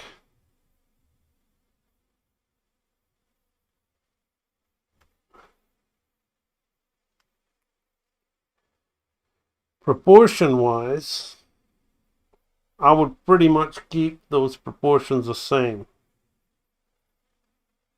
So you got the torque of the hips here.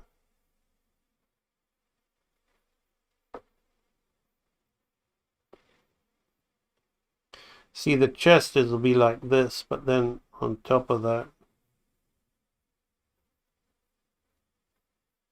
be like that with the rib cage underneath.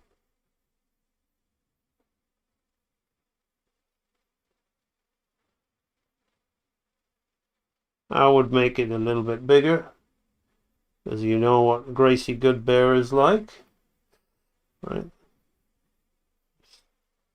This. A little bit more anatomy as well.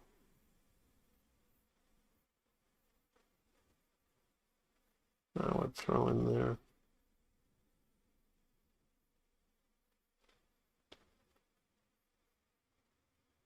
I don't know if she has big hands or little hands. I'll make them a little bit smaller. Right. And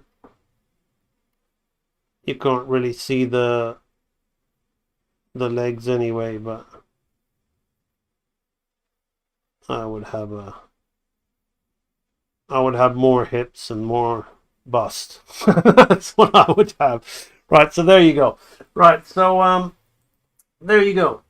She reminds me of Tinkerbell from Peter Pan. Not really, but probably because of the more Disney style.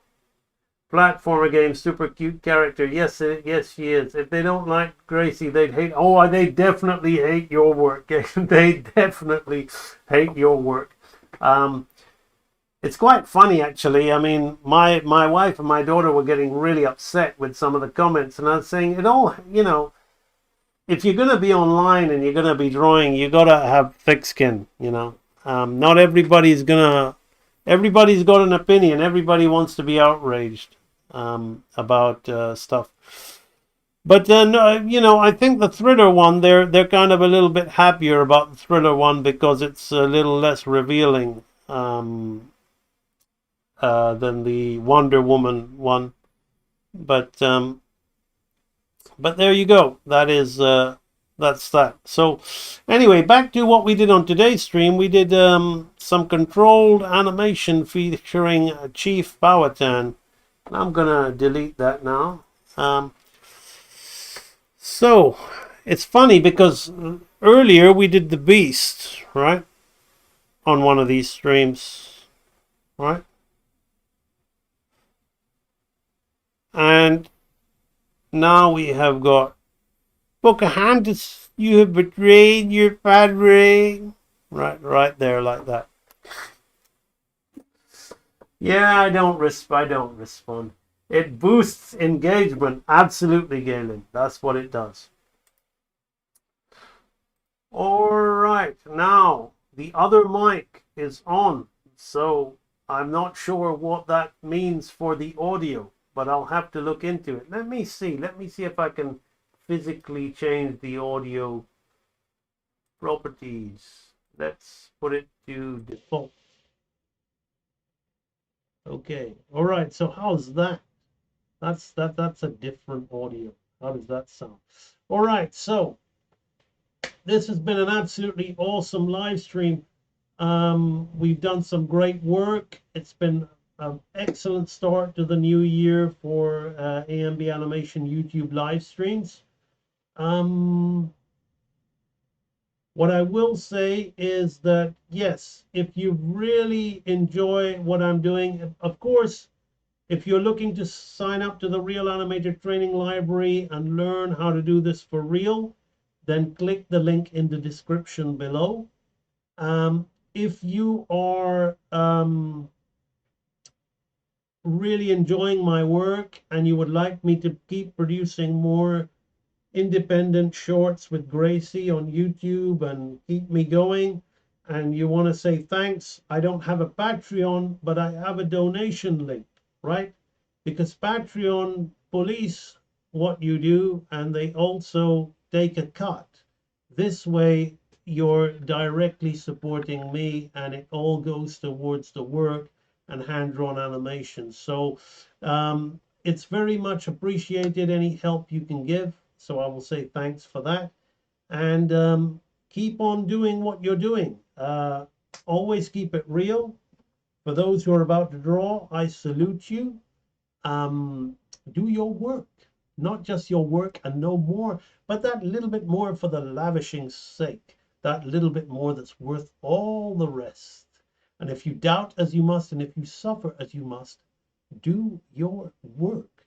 Put your heart into it and the skies will clear. And then from your very doubt and suffering will be born the supreme joy of life. Thank you very much for joining me on this live stream. I'll see you all on the next one. Bye-bye.